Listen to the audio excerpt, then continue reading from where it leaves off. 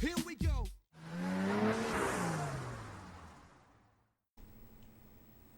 Hey, howdy, hey, it's Stick Drift. We're back. It's your boys. The Drifters are drifting today. You're listening to our show. It's a bi weekly show where we talk about the world of video games and the culture surrounding them. My name is Power Glover, and with me, as always, is my best friend in the whole wide world, Noah Rada. Yeah, How are that's you? me. Yeah, I'm doing pretty good.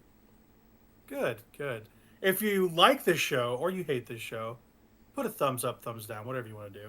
But rate it regardless. Follow the rule of cool, leave a like on the mic. You know what to do. You can find us on YouTube at StickDriftPodYT or on Twitter/X at StickDriftYT.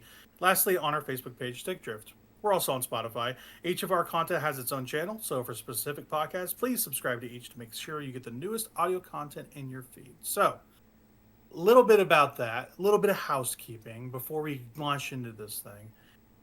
I dropped the ball the last couple episodes. My audio quality has been kind of shoddy, So we're doing our best to fix it. So the last Stick Drift Pod 20 and then our Donkey Kong Bananza review, I was pretty in and out, and I was just going in at length, and it was pretty crummy. So apologies there. Hopefully the changes I've made fix it, but I have my co-host to help me if I am dragging. So hopefully this one is a little bit better. We'll see. But anyway, with the housekeeping out of the way, how's your week gone? Pretty good. Yeah, pretty alright. Just, always feel like I need to be doing more than I am. Not achieving Nah, enough. you shouldn't feel that way. No, you shouldn't feel that way. It's Yeah. just it's hard to like do everything you want to do normally. Like even the stuff I want to do like on the side, like I want to watch this movie, I want to read this book, like I want to play this game. Like you just never have enough time. You just Yeah. never have enough time. Yeah. But yeah, I wouldn't feel that way. I mean, it's just yeah. What matters is we're making the thing. We've been doing it consistently enough, so I appreciate that. We've been doing it almost a full year now. That's kind of crazy. Yeah. I think what wasn't it September or end of August last year we started? Something like So that, that's yeah. like a whole year. It's insane. But yeah, This what's been is, your favorite memory of us podcasting? I guess. Sorry, continue before that. Oh, no, yeah, that's about all I had to say. I was just gonna add that, like, yeah, that's about when channels start to actually be channels is after they hit that year mark. So hopefully we're finding our groove, finding our sort of identity, and maybe we'll find an audience. So Yeah, um, it seems like people listen on Spotify, so that's always good. yeah, But yeah, yeah, as always, tell your friends, spread the word. We want to. I mean, we're still figuring stuff out, and yeah, tech issues and this and that. It's mostly on my end. Once I get a proper PC, hopefully this will not be an issue going forward. So, yep, yep. um, but yeah, we're drifting. We're always drifting. It's fine. But it's our motto: be good, be bad, don't be boring. I don't think we're boring. Yeah. Sometimes we're bad, but we're trying to be good. Yeah. That's kind of where we're at. we Right? want to provide a quality show. That's the main thing. We don't want to have people we don't want to be rambling and have people bored. We want to always have something engaging going on. So Yeah, for sure. And yeah, engaging is the word of the week. We've been playing a lot of like new video games, like a lot, and we talked about this kind of in before we started hitting press play and all that. We're not going to dwell on all the stuff we've been playing because we haven't recorded in a while, but we do have a lot to get to. So I'm not trying to rush you. You're not trying to rush me, but we're very conscious that we have a full packed show, and we're going to do our best to cover all the goodies. So, yep, without further ado, Noah, tell me about Fate Hollow Atraxia. Is that what it's called? yeah, Atraxia? yep. Is that how you say that? Okay. I think so. Okay, Yeah. it's a visual novel. Hmm. It's the Fate series. That's what I Hmm. know about Hmm. it.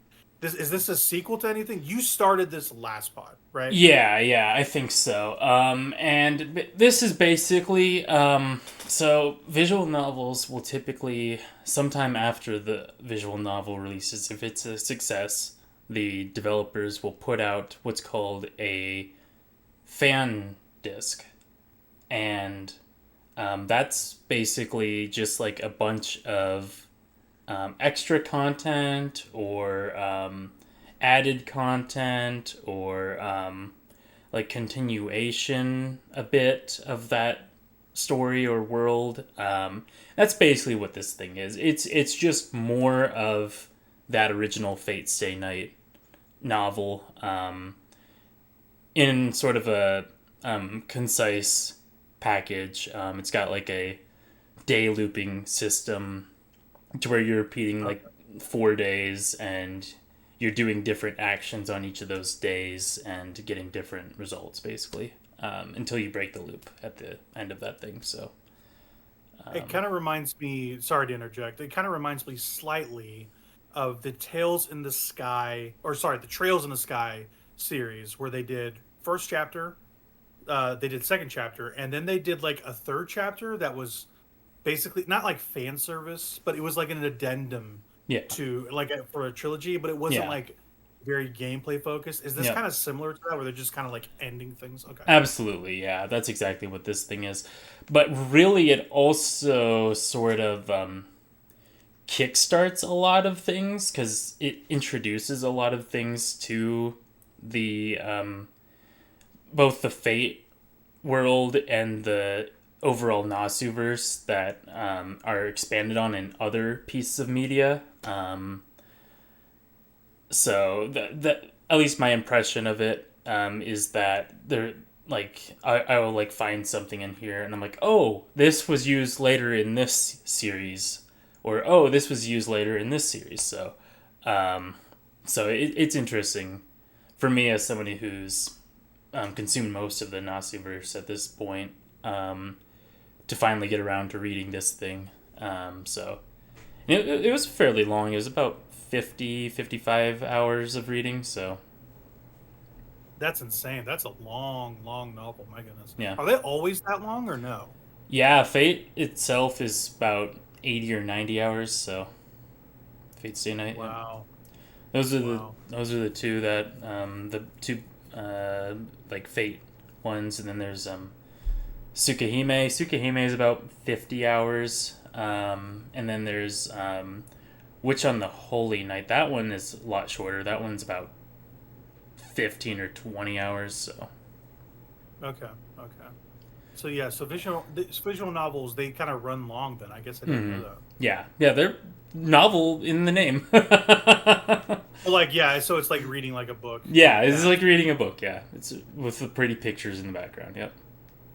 It's Interesting. basically what it is. And the background music. You get the background music, you get the pretty pictures, and you get the novel, which is what you're going there for. If you don't like reading, then you're not at the right place.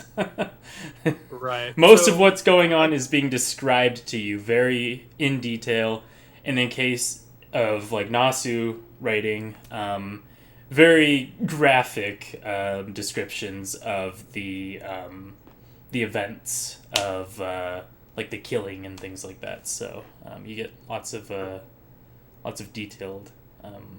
all the good stuff is what I'm hearing. Yeah. All the good stuff. Yeah, you get a lot of crunchies. So A lot of crunchies. Yeah. So did they have any of the Nasu games on Vita or anything like that? yeah, I yeah. could have sworn you told me about these. Okay. Yeah, they had them, and I played them.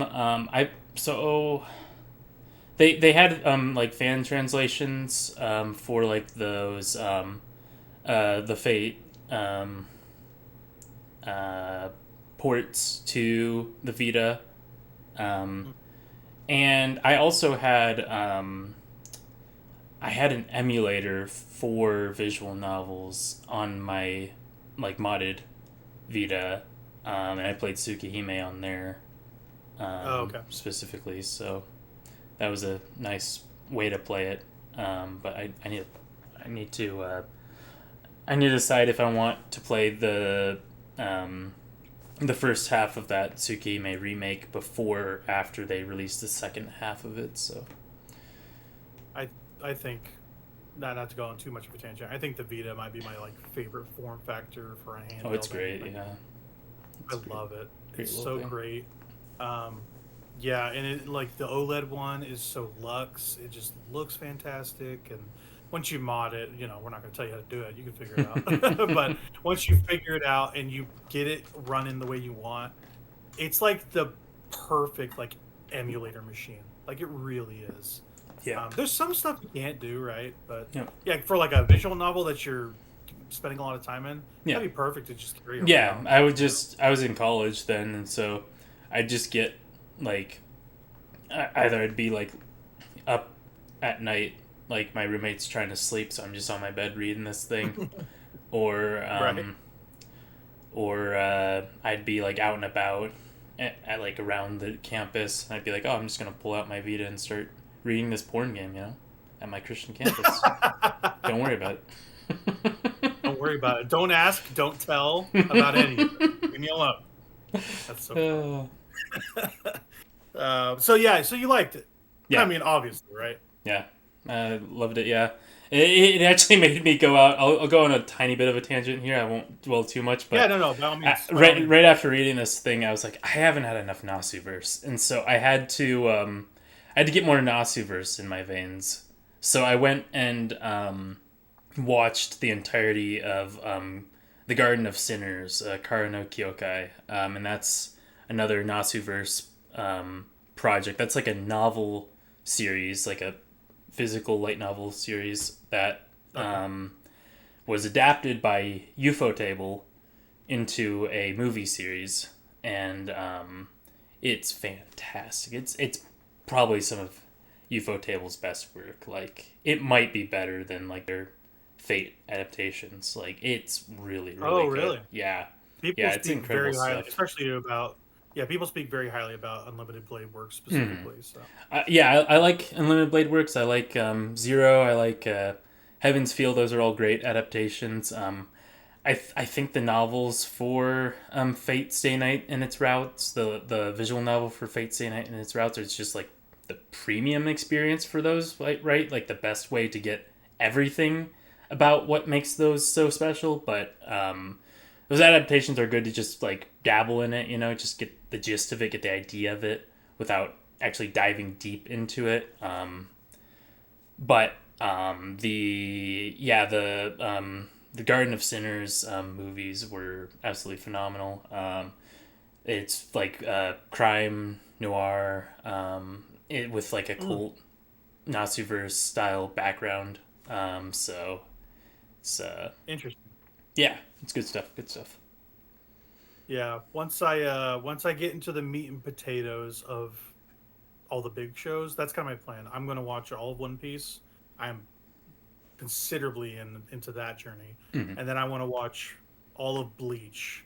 And once I get there, I kind of want to branch out after that and like watch stuff like that, you know, or make time for like a Nichijou, which I've never seen, like stuff like that's that. Great. Like, I love Nichijou. Yeah, that's another thing I've been people love that. Watching is the sequel or the spiritual sequel to that. So that's been great. City the animation. So City the animation. Yeah, that's been it looks fantastic. phenomenal. It's so good. Episode 5 of that thing might just be the greatest piece of animation ever put like down. Period. Like I was floored how interesting that episode was. Interesting. That's cool. Yeah, I've heard nothing but high praise about it from you, and then other people when I've looked around. I'm like, this looks fantastic. Yeah, it's really fun. It's a really fun show. I actually want to rewatch that thing when I'm done with it because there's a dub for that thing. I want to check out that dub for that thing. That's how you know I love a show if you've watched it with 2 different tracks. Yeah. That's sick. Awesome. So. That was Fate Hollow Ataraxia. I need to check out more Fate stuff. I've watched the first couple episodes of UBW, but I never got through it. It's something I will return to. You should get through that. And honestly, Heaven's Feel in some ways is like better than Unlimited Blade Works. So Heaven's Feel is 3 movies. So okay. Yeah. Gotcha. I'll get into it in the what we've been looking at portion, but yeah, I'm almost done with Enies Lobby and One Piece, and it's real good, man. I understand like One Piece is long, which I'll get into. I'll get around to it whenever they do the remake. So the death knell, that's Noah's death knell. We've been talking about this in chat every once in a while. Is when Noah wants to relegate something, he says, "I'll get around to it," and then it's just over, and you're like. No, it's the meme of the smiley face disintegrating. That's me every time. So if yeah. it's a seasonal, I might It'll get actually through check it out. So that's about all I watch anymore is seasonals. So You're in luck. One Piece is seasonal, and they're still doing it. not quite what I meant, but All right, we'll move on. Then we'll move on. You just finished that Deltarune, huh? I did. Yeah, I finally finished Like chapter 4. 10 minutes ago. Finished it, right? Yeah. Dang. Okay. No spoilers because we're gonna cover this thing. Mm-hmm. What did you think about it? Just give me your overall thoughts on. I guess you do the whole so far, but 3 and 4 specifically, those came out this year. What do you think?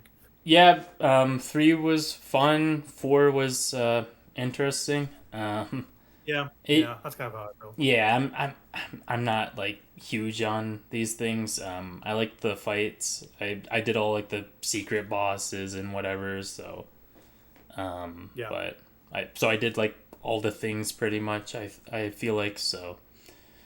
But It's gonna be really funny to see the dichotomy between how you feel about it, about how I feel about it, and then how our friend feels about it, who we'll have on the podcast most likely, yeah, because he loves it. Like that's his thing, and we've spoken about this before. But yeah, I just seeing you temper his fanaticism would be interesting.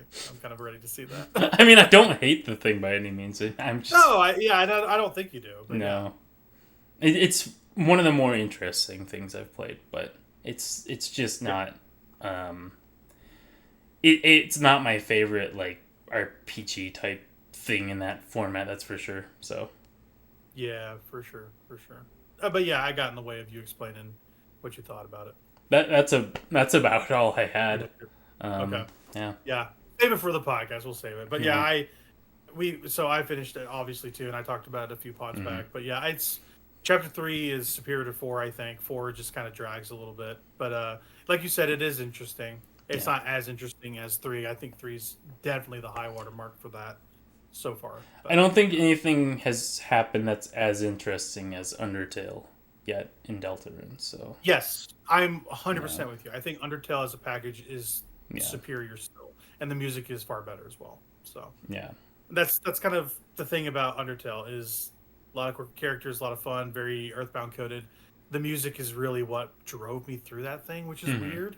That's kind of how I feel. Like it's so iconic at this point, but when you were listening to it for the first time, you're like, man, this is special stuff. You know? So, but yeah, more Deltarune will be announced at some point, and we'll play it obviously. So it's kind of frustrating. It's not going to be out for a while, but you know that's how these things go, right? Yep. We're treating it like a Telltale episodic thing almost. That's kind of how it feels, if you remember those. But yeah, I just wanted to kind of ask you about that. And yeah, we're hitting it off. We're going. Black Souls. What is Black Souls? Talk to me about Black Souls. All right. I don't know anything about this game. All right. I was like, Dark Souls. What is Black Souls? I looked this up on Steam. It's like with you and Pippistrello. I'm like, I don't know what this is. Yeah. I don't know what this is. Yeah. I can't put it together. Explain this to me. All right. So, this thing's actually been around for a little bit in Japanese circles, but it hasn't been translated until like just this past month, like just like a week or so ago. No. It got finally got an English translation. At least that wasn't like a fan translation. There might have been fan translations before, but now it's been actually like published for English markets. So, so this thing's on Steam. If you get it on Steam, the thing with this game is it is basically gutted to the point where it's unplayable unless if you get the patch from the publisher, because this is a porn game. It's straight up a porn game. Really? Yep. Wow. So I didn't know what it was. I was looking at it going, and I don't know if the screenshots show anything. I think I thumbed through a couple of them, and I didn't see anything crazy. And I was just like, is this an RPG Maker game? What is this? Yeah, it's an RPG Maker game, yep. And okay. Yeah, and it's straight up a porn game. Like you can turn off the porn if that's not your thing. But disabilities, porn sliders is hilarious. yeah, you can just be like, no, I'd rather not do that. I just like game here for like the cool like story. But yeah. So this thing is basically Dark Souls meets Grimm fairy tales. So you're going through and you're fighting different creatures based off of Grimm fairy tales, like these pair of twin Onis that are Hansel and Gretel, stuff like that. So I can see where that would go. no, they're pretty like monstrous. I'm just saying, you're fighting people, I imagine.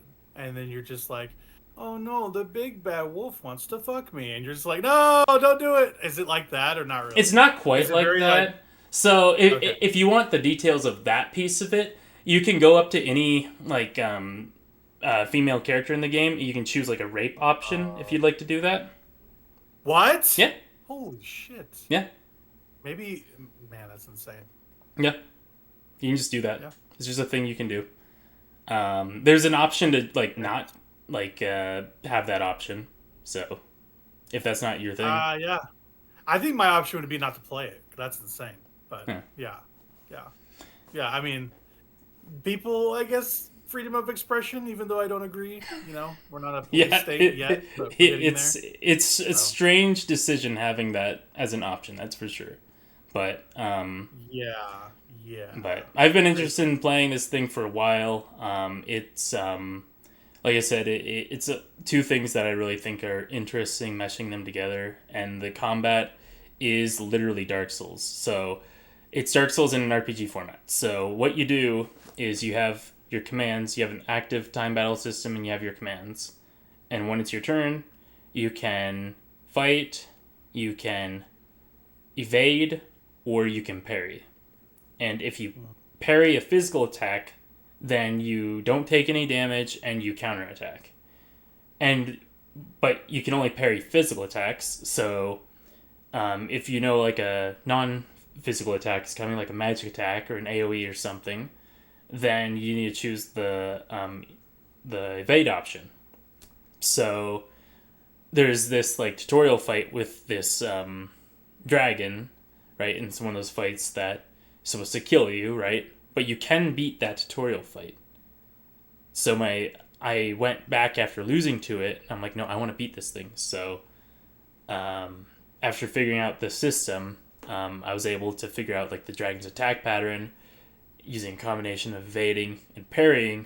I was able to kill that dragon, and you get like a ton of souls for it. You get like the Drake sword. You get like a lot of good stuff, and it makes the run so much easier killing that thing. So okay, that's I don't know what to quite make of the package. That's an interesting thing. People made that. Yeah. So I don't think I would ever play this. Fair enough. It It exists. Yeah, I think it's cool. It's Again, we do not endorse portions of what is being talked about here, but there are interesting game parts of it. So we want to be clear about this. We don't want to be weird, but obviously rape is bad. Don't do that. Yeah, that's obviously true. Don't do that. Yeah. I don't think that's I don't think that's controversial at all. I don't think that's controversial either. But I also don't think that there's these sort of elements in even like modern things that people are like, oh, this game is like on a pedestal, right? Like games that are like a Baldur's Gate or like a Fallout or a Witcher, they have these elements of, sex elements in them. And those games aren't by any means hush-hush things. So it depends on what parts of a game that you're looking to engage with when you're, looking at these sort of things. And so it just depends on the individual, how they want to engage with media. So sure. Okay. Interesting. Let's see. I gotta find my place again. What's this dev's name? Eeny, meeny, miny, moe? Yeah. Or is it Mo? Or Mo. Just Mo, yeah. Eeny, meeny, miny, mo, yeah. So, moe.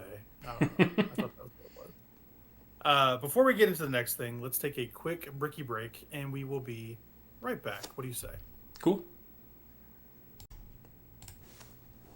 I aspire to beat off. Are you going to do that? Oh yeah, I love beating off. I mean, I was just talking about a porn game, so obviously. Wow, boy, that's not what I meant. But, hey, oh, you're talking about. Oh, you're talking about. Oh, yeah, that's what I was talking about too. I was talking about that too, guys. Yeah. Don't worry about it. Don't worry about it. Guy. Take him off the podcast, somebody. I can't. Please. Please, that's all I want. Off.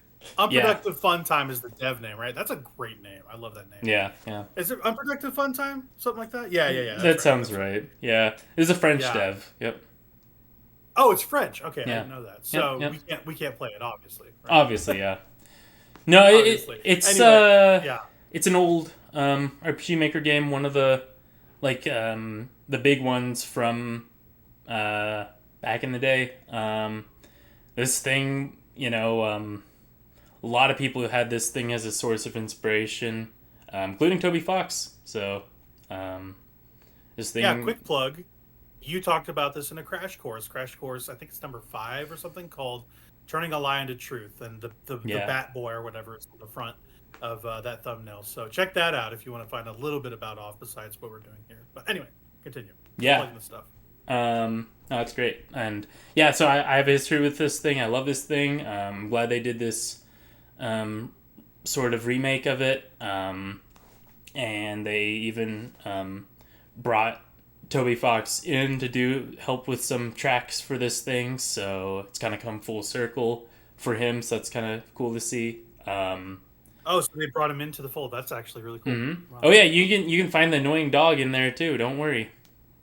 They added him. What's it? Temmie? Is it Temmie? I think it's Temmie. No. The annoying dog, like the not the Temmie, but the annoying dog. It's a separate entity. It's that dog that steals like the orb in Undertale. Oh, never mind. Okay, Yeah. So there's 2 dogs. Yeah. I'm thinking of Temmie because there's the Temmie song. Yep. Okay, sorry. But so the thing can be found pretty early on in it. So I don't know how I feel about that, just because that's kind of a different media. It's tainting my stuff. Yeah, I like separating my medias, so but it's whatever. Yeah. But multiverses just for RPG Maker stuff, pretty much. Yeah, but yeah, I just beat Chapter 3 on this thing. I was kind of dabbling with the Chapter 5 stuff, and then I just kind of had to take a break. So, but yeah, you're dangerously close to RPGing yourself out. Yes. So I've been trying to bounce around to some other stuff, but yeah, it's off. I love this game. It's a weird RPG focused around a baseball player guy, and he goes around cleansing the world of ghosts. Oh. I played a game with ghosts in it recently. I like ghosts. Maybe I should check this out.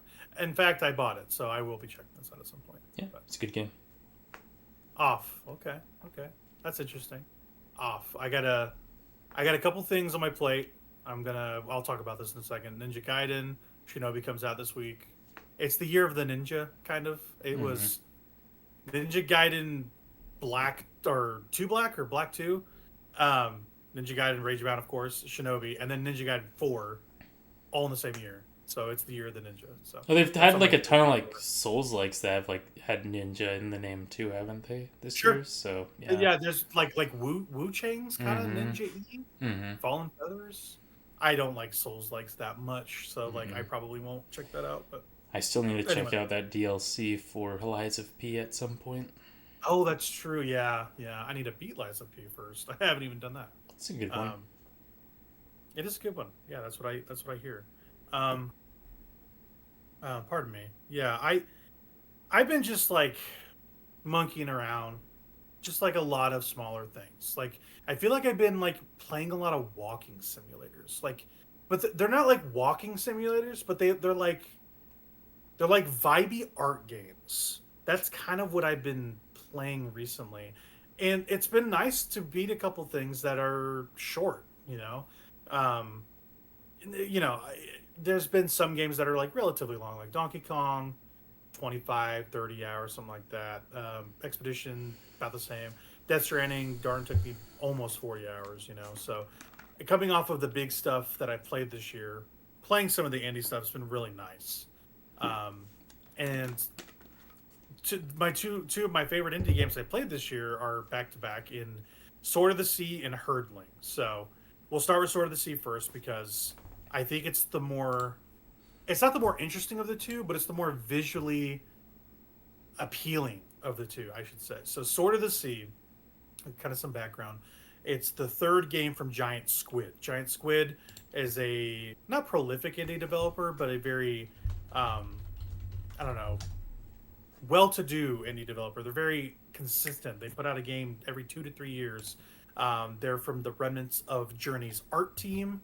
If you've played that game company's games, Journey is maybe their most famous. And the art director from that game went off, made his own studio with Giant Squid.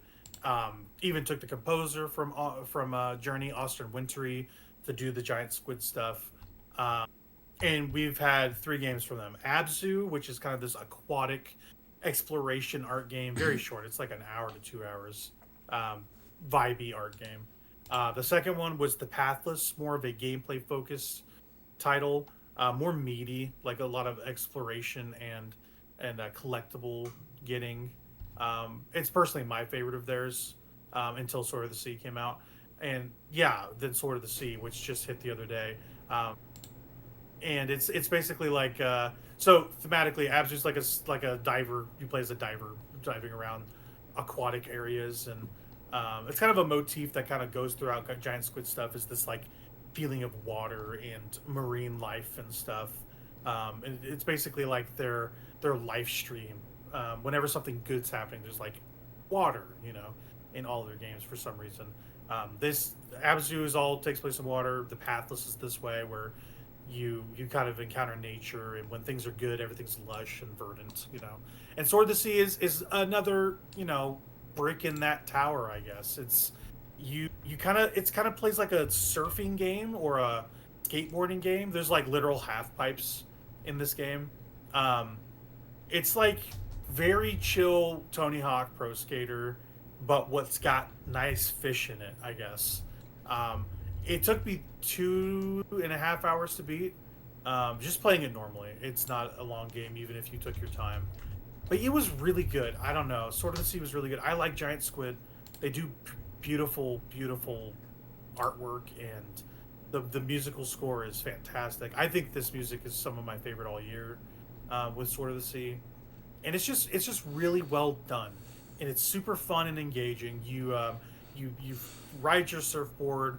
You're doing like tricks and half pipe stuff, and you can stop and go on a dime. It doesn't feel like it has like a start and stop that like it takes a while to get in and out of, like this locomotion you have to really like ease up into. No, you're just like boop boop boop, and it's very immediate, very satisfying.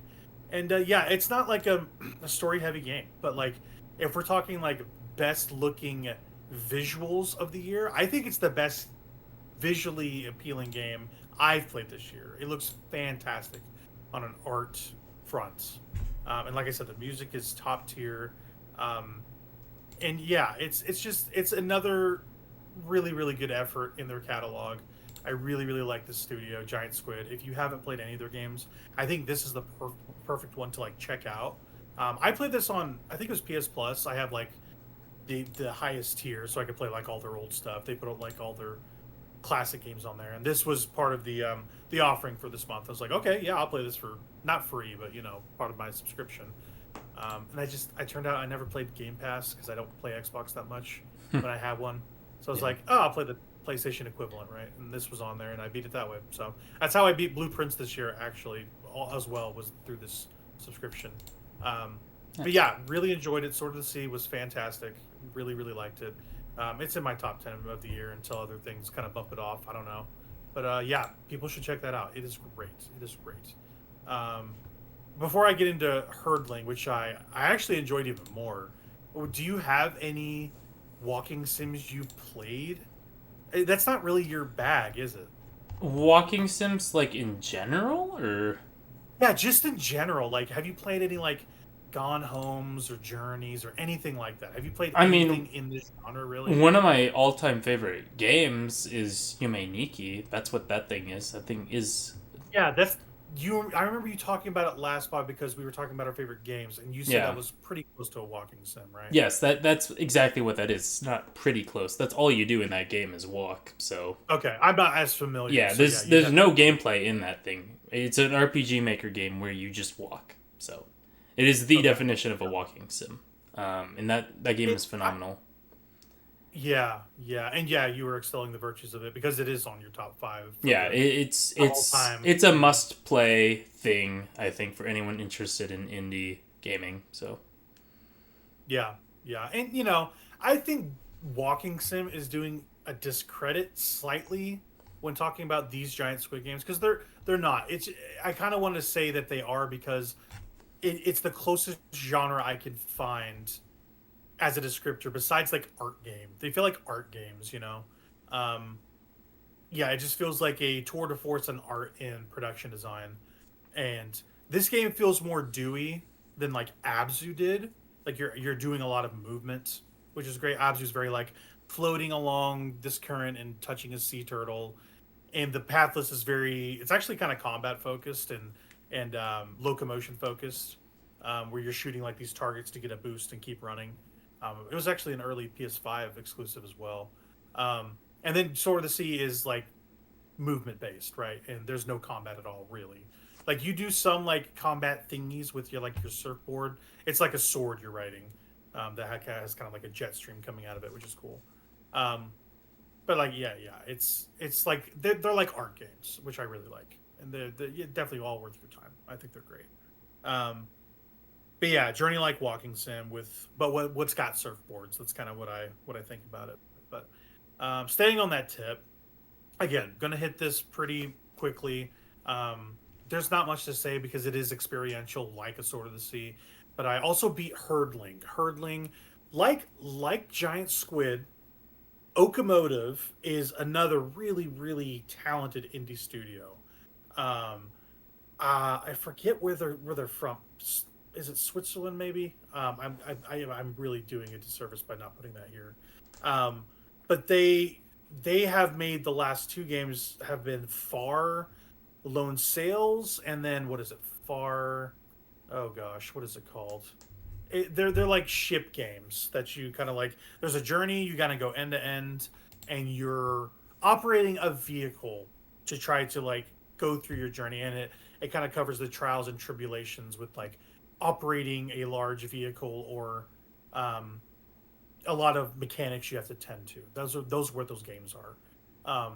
There's no like there's no player expression. They want you to like do a thing, and they're really well executed. Those games, Far Lone Sails and Far like Lone Tides or something like that. I cannot for the life of me remember what that name is for the second game. But it's they're a really talented studio. They do great work. They have an amazing art style, very painterly. Their art style. It's really great stuff. And Herdling is the next. It's kind of like a bigger venture than their other stuff. Um, it's basically like it's the name. You're herding cattle, um, which is really interesting. The difference between this and the Far games is that this is like third person kind of behind the back with this like little character in a hood, in a hoodie. And the Far games are like 2D side scrollers kind of, and it's kind of like a miniature set for the Far games where like you're like in a ship, right, or a vehicle with a large wheel, and there's like a cutout to like run the steam pipes and move the wheels and refuel your vehicle. This game is so different from those. It has the same artistic design chops and all that, same like look and feel of their house style, Okamoto's house style, we'll call it. But you're herding cattle throughout like various biomes, collecting different. They're kind of like these oxen, I guess. They're called calicorns, and they're really great. You can when you find one, They'll be in like various states of duress or laying down or starving or something. You'll kind of tame them, pet them, feed them, clean their fur or whatever, just with contextual button presses, and you'll name them and add them to your flock basically. And the whole point is to go from point A, point B. There's not really a story. Like I said, it's very experiential. You're like herding cattle across like, swampland, mountain ranges. There's no combat at all in this game, but it's just like a very like the journey from A to B is fantastic. It's my favorite indie game of the year so far, and I played a lot of good stuff this year. I was enthralled by it. I finished it in one sitting too. Took me about 3.5, 4 hours to get through it. It was just great. It was just great. Mechanics wise, it's not the deepest thing in the world. It's very odd what you're doing. So you're trying to like steer this flock of cattle across these various environs, and the way you're doing that is you're like basically, I played on gamepad or controller on PlayStation 5, and when you turn left, you're turning them right because you're basically like walking behind them and herding them with like a stick, and you're like, hey, go right, so I'm going left, and you can like speed up or slow down to like make them go. And then there's a couple buttons you can use to stampede, and I'll make them go really fast. And these like kind of like cinematic set pieces running through like prairie land or something like that. But I found it was fantastic. It was so good. It's for now it's in my top 5 for the year. Absolutely loved Herdling. I love Sword of the Sea as well, but this one I haven't stopped thinking about. It's something you need to play to like really get your head around, because the story is getting end to end. That's really what it is with your flock, and the situations you find yourself in between. There's 7 chapters. Each took me about 25 to 30 minutes, maybe less for some because they were pretty quick. But fantastic game. Herdling was great. I am so happy I played that game. I think I bought that game. I'm not sure. I don't think it was on the subscription. I did buy that game. So yeah, cannot speak highly enough about that. But yeah, I don't want to take up too much like stuff because I have a lot to talk about. So for new games specifically. So let's kind of like hip hop a little bit back and forth between like some odds and ends for you and some new games for me, just so we get some variety in there. I don't really want to talk at length 100% of the time because I do have a lot to say, but I wanted to hear, because of my stuff, I'm done kind of with the quick hits, Mm-hmm. I think I want to hear a little bit about Fatal Frame before I kind of go back. Did you beat that, or was it like kind of talk to me about Fatal Frame? I haven't beat this thing yet. I've just been playing it. Okay. Yeah, I've just been playing it. I'm at the start of like chapter 2 of that thing. It's like a chapter based thing, so I'm not sure how long that thing is. I need to get back to that thing. It's been a minute since I've played that, but it's been interesting so far. Yeah, I like it. It's kind of Silent Hill-esque. And the camera thing is an interesting fighting method. So yeah, so they use it as combat, right? Yeah. Is that what's going on? Yep. Okay. Interesting.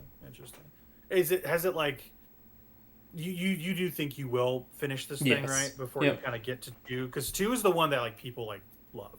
Yeah, people like this one too, though. Like this one is also well do? liked. Yep. It's not like people hate this thing. No.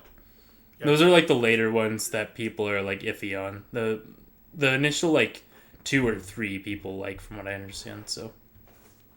Okay, gotcha. So how like J-horror is this? I know this is Japanese, obviously, but like how like Junji Ito inspired? Very. Like how is it? Very okay. That's my I love Yeah, it's not, maybe not Junji Ito, but it's more like just like traditional like Japanese ghost horror. So like spirits of the dead are angered, and they're trying to drag you into their own misery. So Gotcha. Doing Yeah. what ghosts do. Yeah. So that's kind of what this thing is. Gotcha. It's interesting. Like I kind of want to talk about this at some point and kind of like its own thing. Like games in series that kind of overshadow the rest of their series, right? Like Fatal Frame 2 is like this. Silent Hill 2 is like this. Final Fantasy 7 is like this, where they are the biggest games in their own series and they kind of like define what people think about them at a first glance basis, right? Um, Dark Souls 1 also like this, where they just like cast these long shadows and they're just like these are the most these are the most well received or well loved of these series, right? Even though like for like a Silent Hill 3, that's a great game too, but like people talk about 2. You know what I mean? It's interesting to hear that you're playing like Fatal Frame 1 and what that's like. And then It's great. At some point when you play 2, yeah, like seeing that compared, I'd like to see that. Yeah. So, Yeah. yeah, and it's unsetting. I'd like to talk about that. But yeah, when I think of Fatal Frame, I think of the second one and going like, oh, that's the most famous one of those games, right? Mm-hmm. Sure. Yeah, and I don't know anything about any of these things, so I'm just playing them as I go. Yeah, they have like a few new ones on like PlayStation 4. Mm-hmm. Yeah, they had the last, some on like decade. PlayStation 4. I know they had one on like the Wii U, maybe the 3DS as well. Yeah. Yeah, they're kind of they kind of make them infrequently. This is Koei Tecmo, I want to say. Yep, they make them infrequently. Yeah, it's just one of those things where they're just like, hey, we've made another one. Check it out. They don't like make it a going concern. I don't think it's like the biggest thing in the world for them. Yeah. I think it's mostly a passion project for people that like making those games, right? Right. Which yeah. I respect. I really do. Like when every time I see a new one come out, I'm like, huh, they're still making Fatal Frame. That's interesting. So the fourth one was made in 2008, and it was only on the Wii, and it was only in Japan. But then they did a remake of that one for all the modern consoles. So like Switch, PS4, PS5, etc., etc. Okay, what's the name of that one? Like that one is Mask of the Lunar Eclipse. Mask of the Lunar Eclipse. There's another one called like Maiden of the Blackwater. That one was the one that was specifically on Wii U. Oh, okay. Yep. So they did port that one too. That one was the Wii U one, and then they remastered that one in 2021, and that went to all the systems. Okay. Yep. Is that well liked? Are those well liked? Those last two? I don't think so. I don't think people liked those ones as much. Those ones are a bit more on the Koei Tecmo side rather than the Koei Tecmo side. Yeah. they the whole Dead or Alive bit of it, maybe? Yeah, exactly. Okay. Yep, sure. Yep. They go on that side a bit more. Yeah, that's what I understand from those.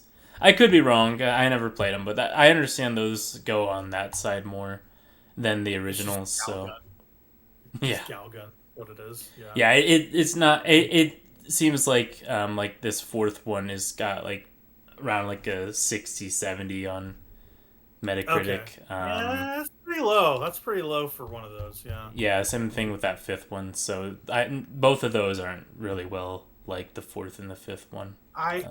Yeah, I love finding interesting horror series or games or anything. Horror is my favorite genre for everything. So like, that's something I would want to. But those first three are like 80 or above on Metacritic. So, okay.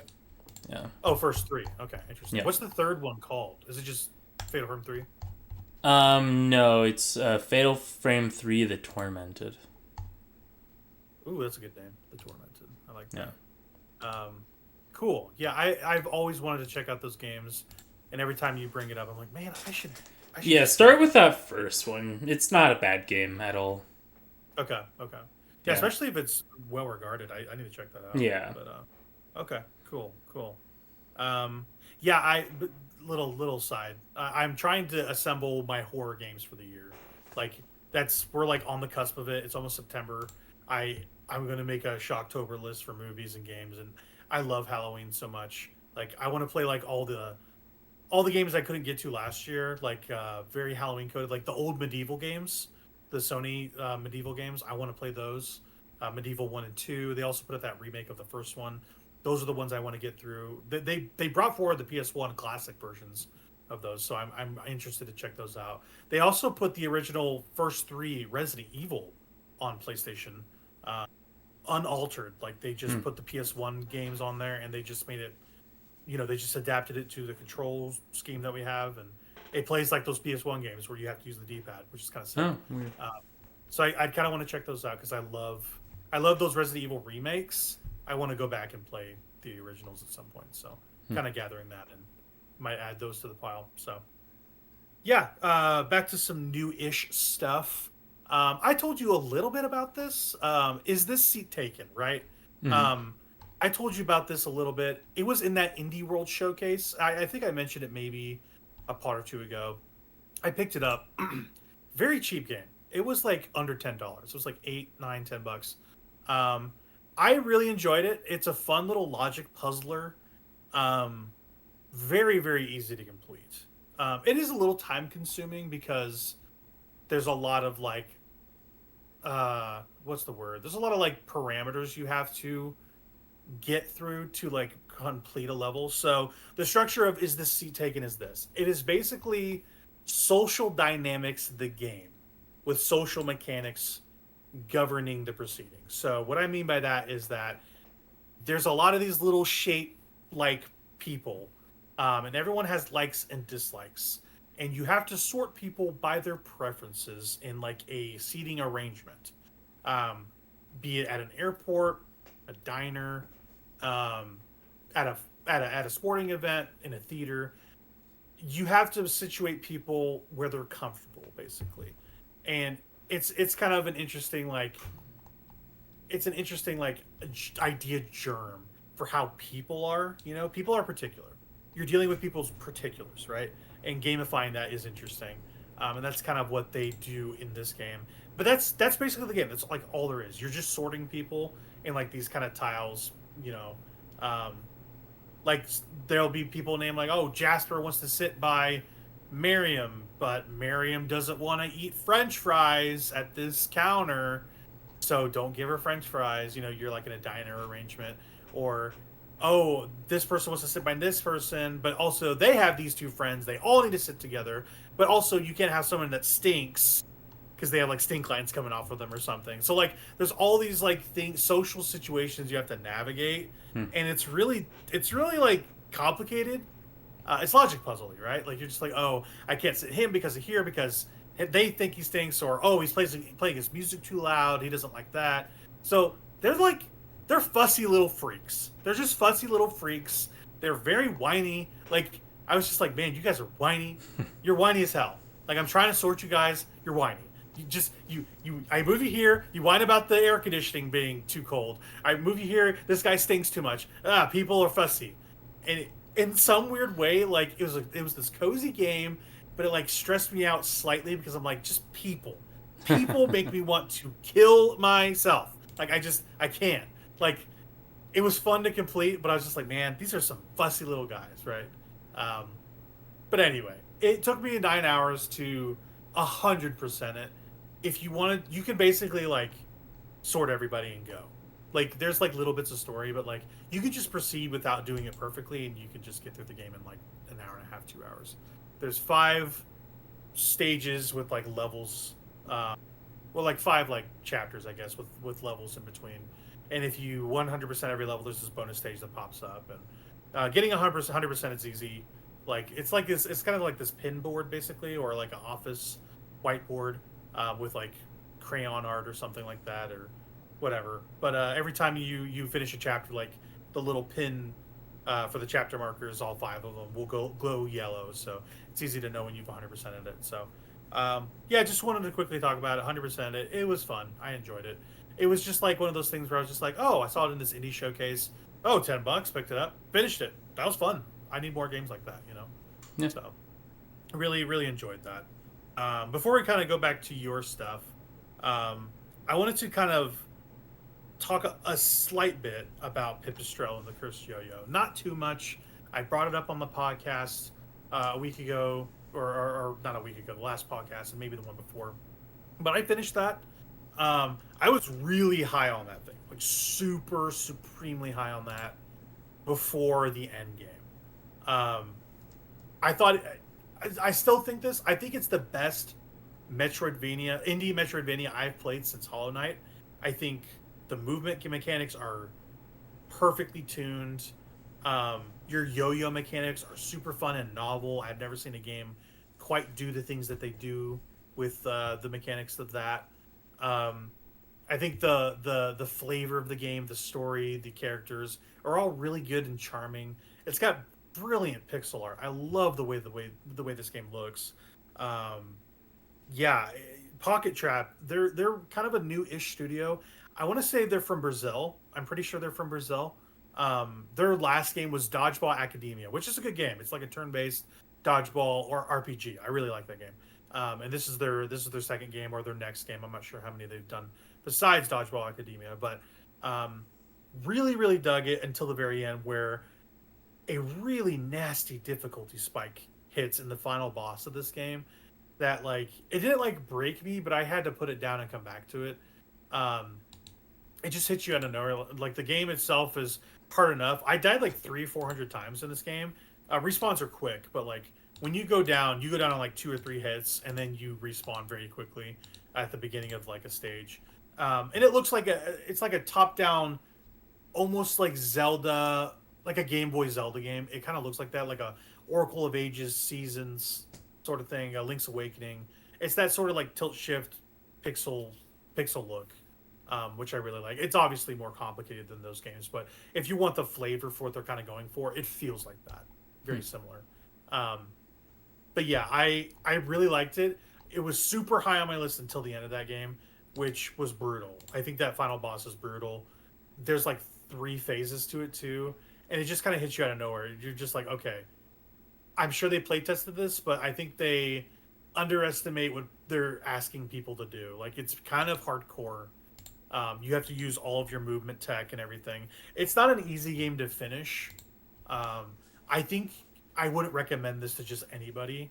You have to be pretty proficient playing very, I don't know, specific timing based games because there's like a lot of mechanics of like locomotion. Like you can ride your yo-yo, you can like throw your yo-yo, grapple off of it, and dash, and basically there's a lot of like movement. It's very like Mario that way, where you're just kind of like, oh, I throw the cap, I jump off the cat, jump off of that. Like it's very similar to that sort of style of movement. Um, and it takes a lot to get used to. There's a lot of buttons, a lot of configurations, and there's a lot to do. So it's not baby's first game. It's really not. But I liked it a lot, a lot, a lot, a lot. It's definitely on my list for this year so far. Pippistrello and the Cursed Yo-Yo, check it out. I got it. I played on PlayStation. I might just get it for Switch to just have to play one of these days. It's a perfect handheld game too. But yeah, I recommend that game. It's great. It's great. It could have been amazing, but like a lot of stuff dragged it down towards the last 2 to 3 hours of that thing. I thought I was almost done with it until the boss fight, and it added a lot to my playtime. So it took me about 20 or so hours ish, maybe. But yeah, I like Pippistrello. That's a great game. People check it out. I know you don't understand it. I don't understand that game at all. I watched you for like 2 hours play that thing, and I couldn't figure out what was going on. Yeah, like I said, if you just think of it like Zelda, it pretty much is. It's just like a collectathon sort of thing. But yeah, it was awesome. It was awesome. So yeah, jumping back into the odds and ends bucket. Tell me about your time playing and finishing actually Demon's Souls. Yeah, I did. You are the pro gamer.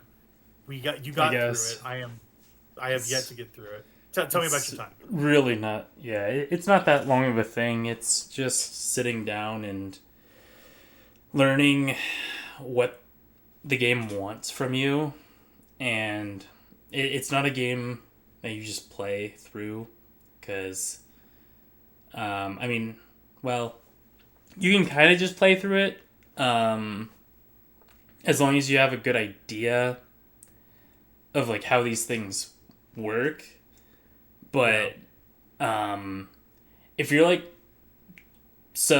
like using like a normal weapon, right, like a sword or something, like you can just play through this thing and progression is fairly straightforward. Upgrading like a longsword is kind of weird compared to the other games, because you need the upgrade materials of every previous tier as you go up in tiers for your upgrade materials. So you just need like a ton of upgrade materials. And the ironic thing is, this is a game that has limited item weight, like a Bethesda Skyrim. Like, you can only have so much item weight in your inventory before you need to start dropping items out of your inventory or storing them. There's a storage guy. I never bothered with the storage guy. I'm of the mind that if the game wants me to not have so many resources, fine, whatever. I'm not going to use, like, I'm going to have one set of weapons that I'm using my playthrough, and I'm just going to drop everything else. Drop the armor that I'm not using, you know. Like, I'm fine with that, whatever. That's fine. I think it's a dumb system, but it's fine. Yeah, equip load is hard enough. I mean, having item load, that's a little much. It's really dumb. But whatever. But it's just weird that the game that has the item load makes you hoard the most upgrade materials, which also have a weight to them. So, I'm sure that's deliberate, though, right? I would think it would be. Probably. But regardless, it's a weird game compared to the other ones. It's got a lot of design decisions that are very anti-player.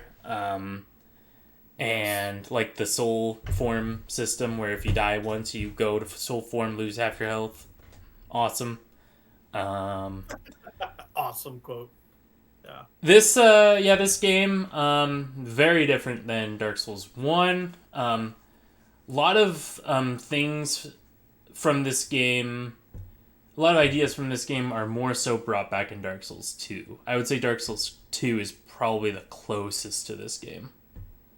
Oh, okay. No wonder I don't like it. And then Dark Souls 3 and beyond borrows the or brings back the whole mana system. So, so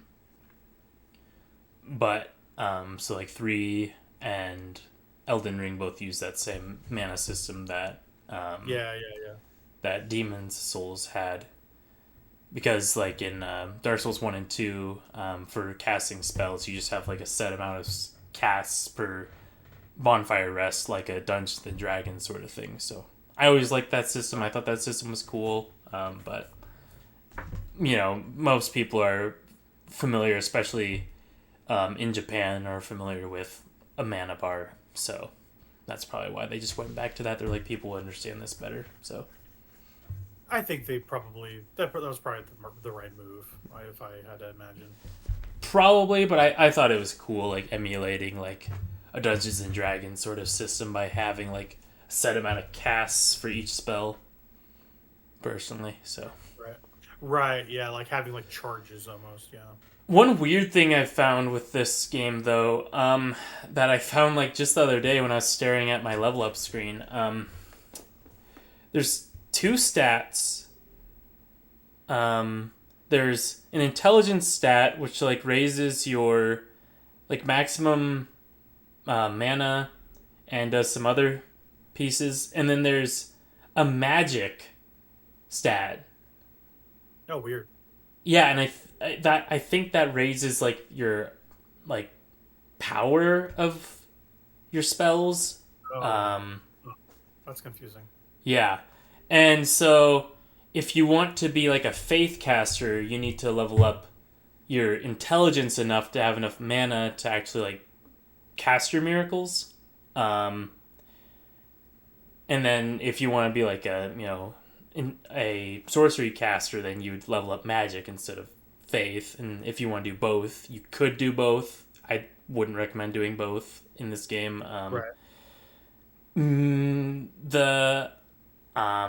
Something that people do like to do in this game is there's a couple of like buff sort of sorceries and miracles that people like to use even on their like physical characters.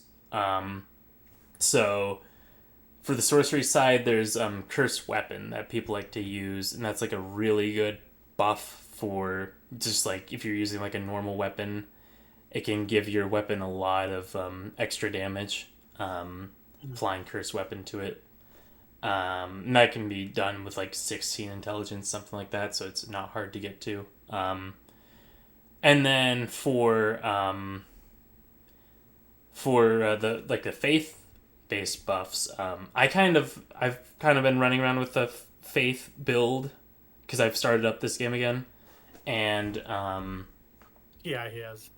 yeah, and I was doing a Moonlight Sword playthrough, Large Sword of Moonlight playthrough, so I have a lot of stats put into faith, so might as well cast some miracles. So I went and leveled up my intelligence a little bit to get my mana up, and so I've been running around with regenerate, which is actually a pretty easy one. You don't really need to upgrade your intelligence for that, because the base like amount of mana you have access to is enough to give you a cast of that thing, and regeneration is actually really strong in this game. I'm planning on upgrading the adjudicator's shield, something like that. Yeah.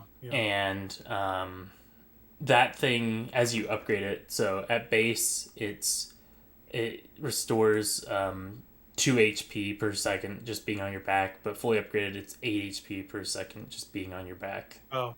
So Gotcha. like that's just like base kit health regeneration, so that might be fun to have. So I'm gonna try upgrading that thing as much as possible. I've already got a Large Sword of Moonlight upgraded fully. That just increases the faith scaling of that weapon, basically is what upgrading that weapon does. So but the other thing that is in this game that's really interesting, that's actually pretty easy to get to as well for non-caster builds, is Second Chance. Second Chance, if you die, you get to revive instantly with 50% of your health. Oh, wow. Yep. That's kind of huge. My Yeah. goodness. Yep. But that one you do have to have 100 mana to cast that thing. So you do need to invest a little bit into intelligence to be able to cast that thing. But I just got that thing in my playthrough. I have yet to actually test it out. But I'm sure it does what it says on the tin. I'm sure if I die, then I get to come back. So That would be sick, yeah. yeah, so that game's just got a lot of cryptic systems, though, that I'm kind of wrestling with right now. I was wrestling with the world tendency system for a while. Luckily, I'm playing on PS3 with the Archstones community server. Shout out to them. And Shut out. they have the ability to switch your world tendency at will in that server. So I just switch that, and so I've been running around with a pure black world tendency to get the colorless demon souls to upgrade my Large Sword of Moonlight, because you don't just get normal smithing stones to upgrade that thing. Oh no, you have to find these sperm demons that are around the different levels, and they only appear when you have pure black world tendency. So What a pain.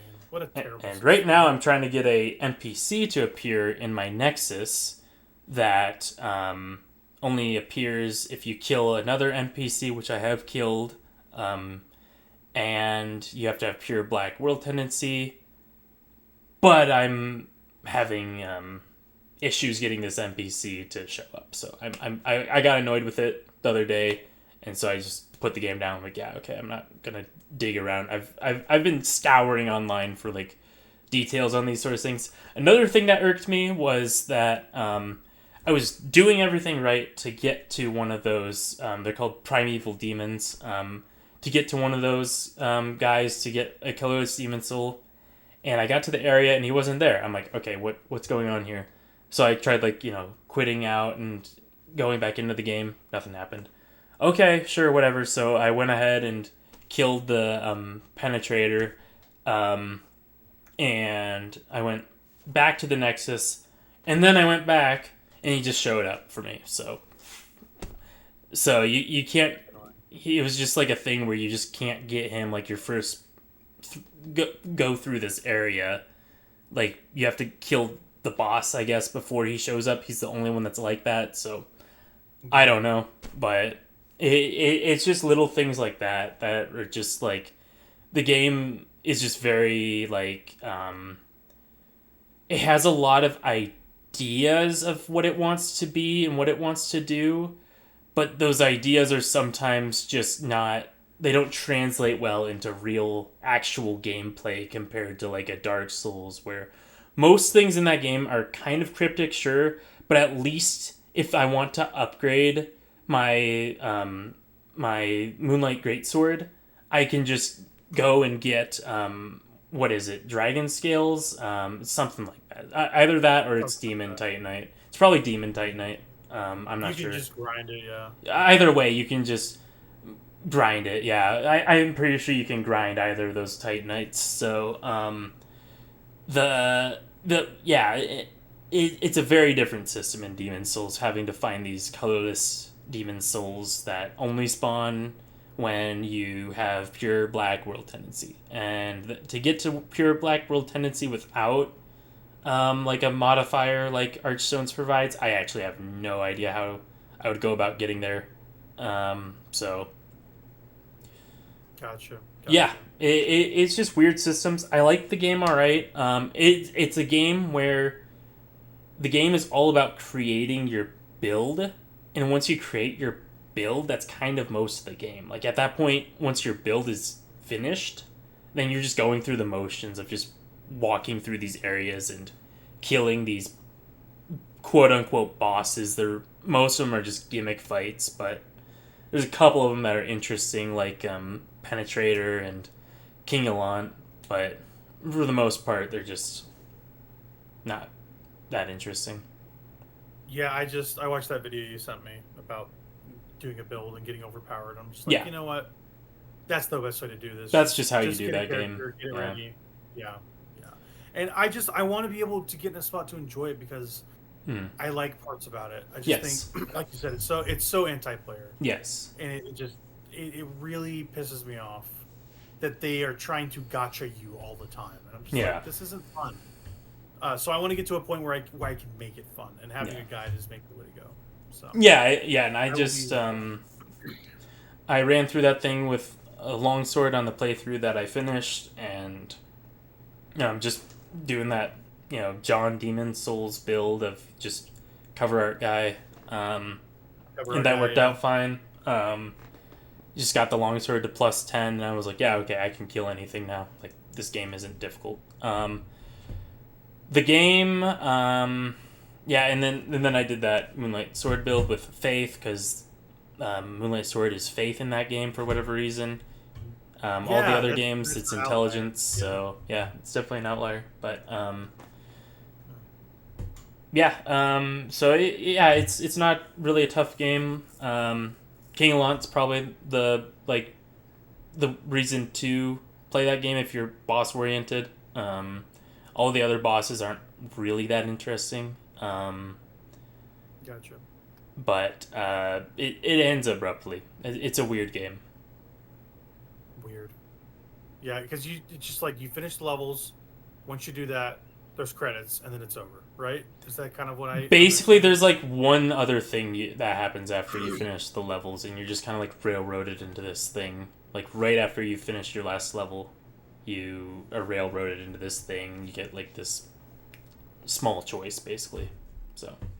Okay, that's so weird. Yeah, it just feels like their first crack at the whole. It very much is. It's a tech demo sort of thing, right? Or just like a proof of concept sort of thing. That is there's just enough gameplay there to where it's like a run based game is how I think of this thing. Like your goal is to become as powerful as possible And to do that, you just kind of need to know where to go to upgrade your thing and do the thing you want to do. Find the, the weapon you want to find or the spells you want to find. You need to know where all these NPCs are to get the upgrade materials. Or in my case, the colorless demon souls, because that system is horrible. One of the worst systems I've ever seen in a game to upgrade a weapon. Wow.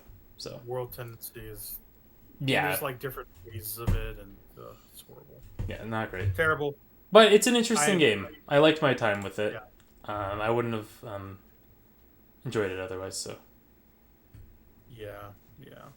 It's I will be getting back into it, given that guide. I'm gonna give it another college try and see where I find myself. Because since you've beaten it now, I need to beat it, and then we're gonna start our next playthrough together, which might be either Dark Souls 3 we've talked about or Bloodborne. It kind of depends on somebody else. We might be doing it with someone else. It kind of depends. If not, we'll just do it ourselves and we'll decide. But it's kind of up in the air. But yep. One of these days we'll get that Dark Souls 1 thing out before it leaves our brain, right? Yeah. So Yep.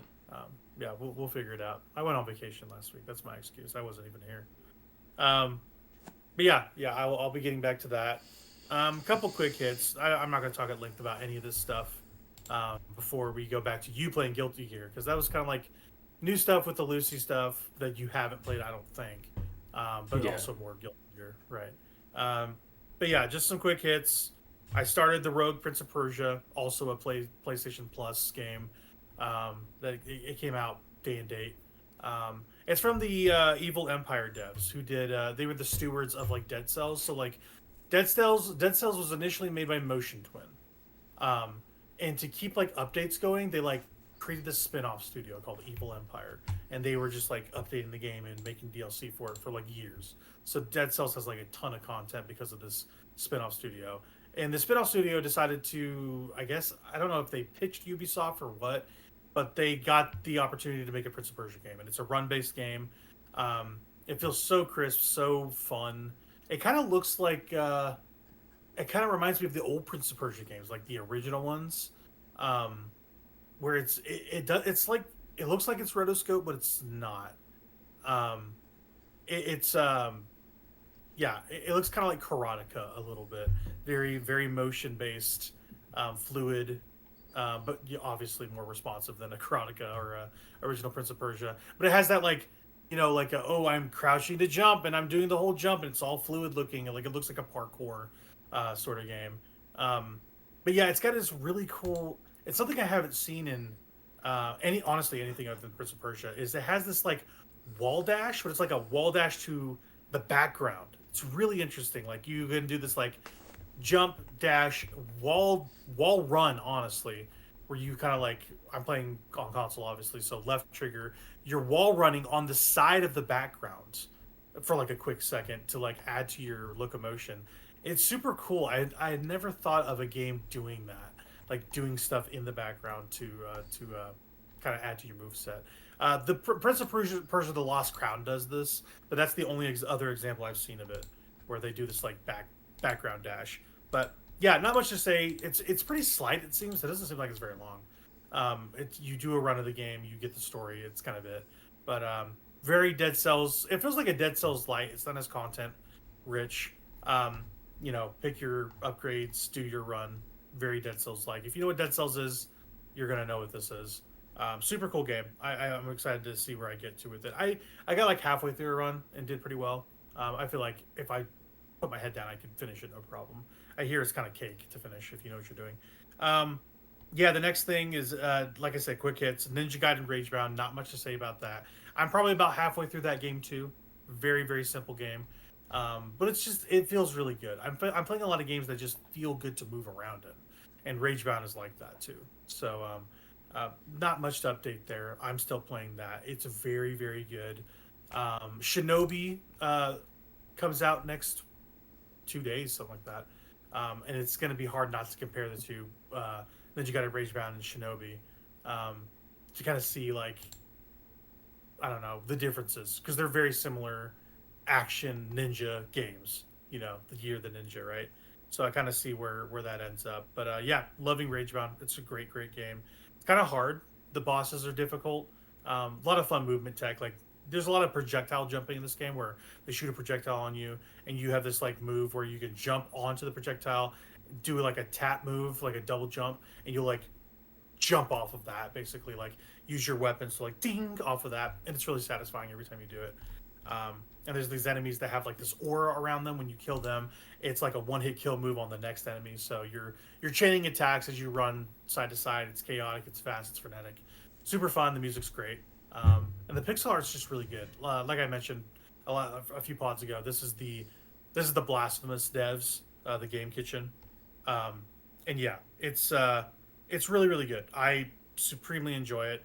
I'll probably have it done by the next time we pod, I imagine. So that's check-in Ninja Gaiden Ragebound. Not much to say about Donkey Kong. Again, I picked it back up. I was playing it mostly on the plane back from Florida where I went on vacation. Just getting all the stuff. I don't know. I'm not enjoying collecting this stuff as much as I thought I would. It feels like a chore a lot of the time. I'm enjoying the movement of it, but I don't know. There's like you said in our podcast on it, there's a lot of collectible bloat. I really feel like it in this game. Because there's so much more of the fossils to get than even the coins in Mario Odyssey.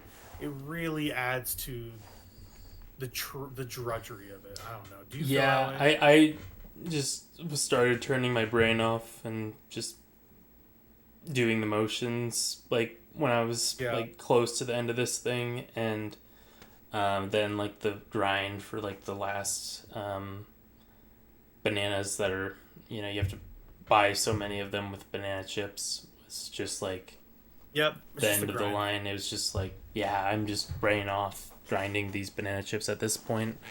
But yeah, I mean, it's a decent game. Definitely not my favorite collectathon personally. But I don't think it's mine either. Yeah. It's I was actually watching a Donkey video on it, and I think Donkey put it really well that this game, Odyssey, is like very like elegant. Like it's very structured in like how you move, how you do things.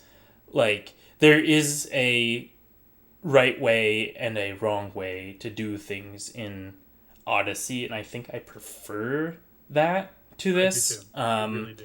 Whereas with Donkey Kong, it is kind of just like a choose your own path sort of thing, right? Where you can do this whole like platforming section to get to this banana that's like deep under this canyon area, or you can just dig through the canyon area and just get the thing and ignore the entire platforming section. Like there's a lot of that game that just feels like you can just get from point A to point B without engaging in any of the like within any sort of like structure created by the developers. Like you can just go around that, and not to interrupt, it feels like it's not as curated. Yep, that's exactly. And so for some people that's like a positive. Not really for me though. I like my games to be a bit more curated. So like it's doing the Breath of the Wild thing where it's like find the fun, but also Breath of the Wild is structured. It has a structure. Yeah. Like this feels so out of structure, and it is relatively sloppy because of that. Like not sloppy in a bad way, sloppy in a kind of fun way, like a sandbox way. Like the most sandbox thing they've done probably in terms of pure mushiness, right? But I prefer, like you said, the elegance and structure of a Mario thing. And also they just know, and we've talked about it 3 separate times now about Donkey Kong and what we prefer and what we don't prefer. I just think that like they know what a Mario game is better than what a Donkey Kong game is in this style. So if they made another one of these, which I don't think they would for a while if they did at all. This might be just an experiment. I really don't know. It depends on like if that Donkey Kong movie takes off, which they're making.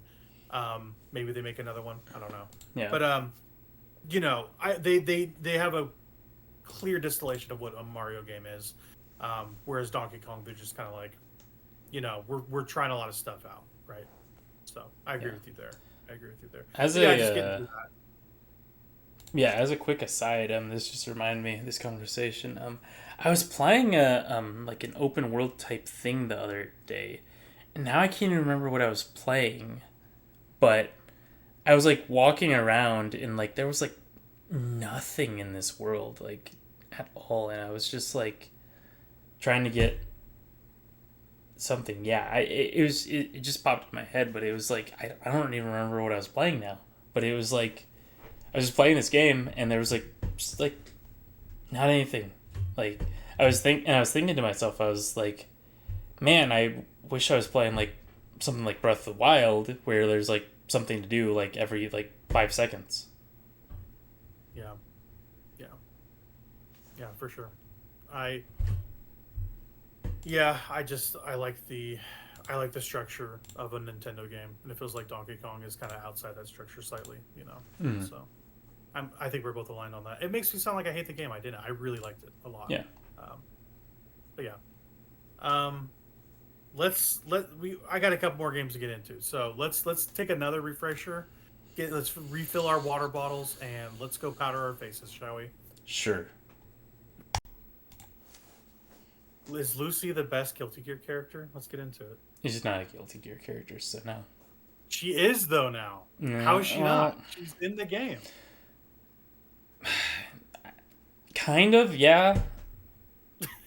But he's so mad. He wants everyone to like Jacko or something. I don't know. I'm not really a huge Jacko fan. Jacko's fine, but I mean just like anybody. I could have said anybody, Who do you play? You play as I play Bedman, I play Kai Kisuke. Kai Kisuke is like my original main. Yeah. And I play pretty much that whole cast when I'm playing just like with friends. But I like Venom quite a bit. Is like the recent character that I've attached to the most. Just because I really like Robo-Kai in the older games, and Robo-Kai is part of Venom's kit in this game. So, but yeah, Lucy is in the game. She's in the lore. There's a lore entry for Lucy in the Guilty Gear lore function in this game. So the Historia. Yeah, it's called a Guilty Gear World. So that's what that function is called. But the character is very weird. She does like she works with a lot of like status debuffs basically. And she can do some hacking pieces. She's got like a super that is, I think there's no really way to dodge it. And it kind of freezes the opponent in place for a second while you're hacking them, and you can choose different debuffs to apply to them from a list. And so that's interesting. One of her sort of special moves is like this like strong sort of whip thing, and when you hit them with the strong attack of it, the charged attack of it, then it applies a different debuff. So she's just all kind of focused on debuffing the opponent, sort of spacing them with her mid-range attacks with her I think it's called like a mono wire or something like that. And then she's got a sort of it's sort of a insta-kill overdrive, but you can only do it when your opponent has like a really small amount of health left, so like it's not really insta-kill at that point. It gives you like a cutscene, and then your opponent kind of just dies. So it's basically how that thing works. So yeah, she's interesting enough character. I own the character. I haven't actually played with her personally. I have a friend who's been trying to learn her. So, but Yeah, interesting enough. Might bring people into the game for this character. I'm not sure yet, but I think it's fine having this character. I don't see them doing too many other crossover characters, so Yeah, yeah. So have they said about plans for any other crossovers or no? yeah, they're definitely doing a another season at the very least. I don't know if they have plans for more crossovers, but they're definitely doing more characters. So Gotcha, gotcha. Interesting. Yeah, she looked cool. I liked her character video. That was pretty sick. She was very. I think I mentioned in the past. She just feels at a peace with like Guilty Gear. yeah, She looks like a Guilty Gear yep, character. yep. So, She yeah. blends in fine. They didn't have to do much adaptation, I guess. Is Yeah. kind of what I mean. So, yeah, it was cool. I like that. I like that. The next two things I wanted to talk about, very quick hit, deliver at all costs. I mentioned this. It's like a blast core like. You're like running through buildings and stuff. Um, and yeah, it's fun. It doesn't seem like a very like good game. I don't know. It feels kind of like low quality in some ways, but it's fun. I'm enjoying it. I mentioned it a few pods ago from Far Out Games. It's like a UPS blast core like where you're running through buildings to kind of get A to B, right? Yep, Um, and yeah, it's a good time. I like it. It doesn't seem like the highest quality thing in the world, but I'm kind of making my way through it. So little update there. And yeah, one of the bigger things I played is the Battlefield 6 beta. Have you played any Battlefield games, or does that? yeah. I've played exactly one. Okay, Oh, or exactly two. I played Battlefield Heroes and Battlefield oh, Play for Free. Those are the two that I played. I played those when I was a kid. okay. Those were online, like download games that were PC only, and I played the heck out of those, especially Battlefield Heroes. Battlefield Heroes was kind of like a it was like a how did I I think it wasn't like cell shaded, but it was more like cartoony than a typical Battlefield game, and it was third person. So that one was interesting, but you still had like and it was like a World War II setting. So you had like planes, you had but they were like biplanes, and you had like tanks, like World War II tanks. You had some like just like cars as well. So that one was pretty fun. Then the Battlefield Play for Free, that one was just like your typical standard fare Battlefield game with like the realistic sort of like dog fighting with like a modern like jet fighters. I remember doing that a bit, and then I'd run around with like the sniper rifle and not do too well in that game. But yeah, that's my experience with the Battlefield game. So never played like a mainline one, but I played those two quite extensively, especially Yeah. Battlefield Heroes. So Yeah, my background is I played a lot of Battlefield 3, mostly campaign. I played a little bit of the multiplayer, not a huge fan of the multiplayer, which is what people come to Battlefield for. It's yeah, those large scale combat yeah, scenarios, right? Um, and yeah, Battlefield 6 feels like a return to form because Battlefield, well, the last couple haven't been very good. Like Battlefield 5 was pretty underwhelming after the success of Battlefield 1, which was great. That's a great game. I also played that pretty extensively. That's the World War One shooter. Did they do that But around the that time that Call of Duty did World War II?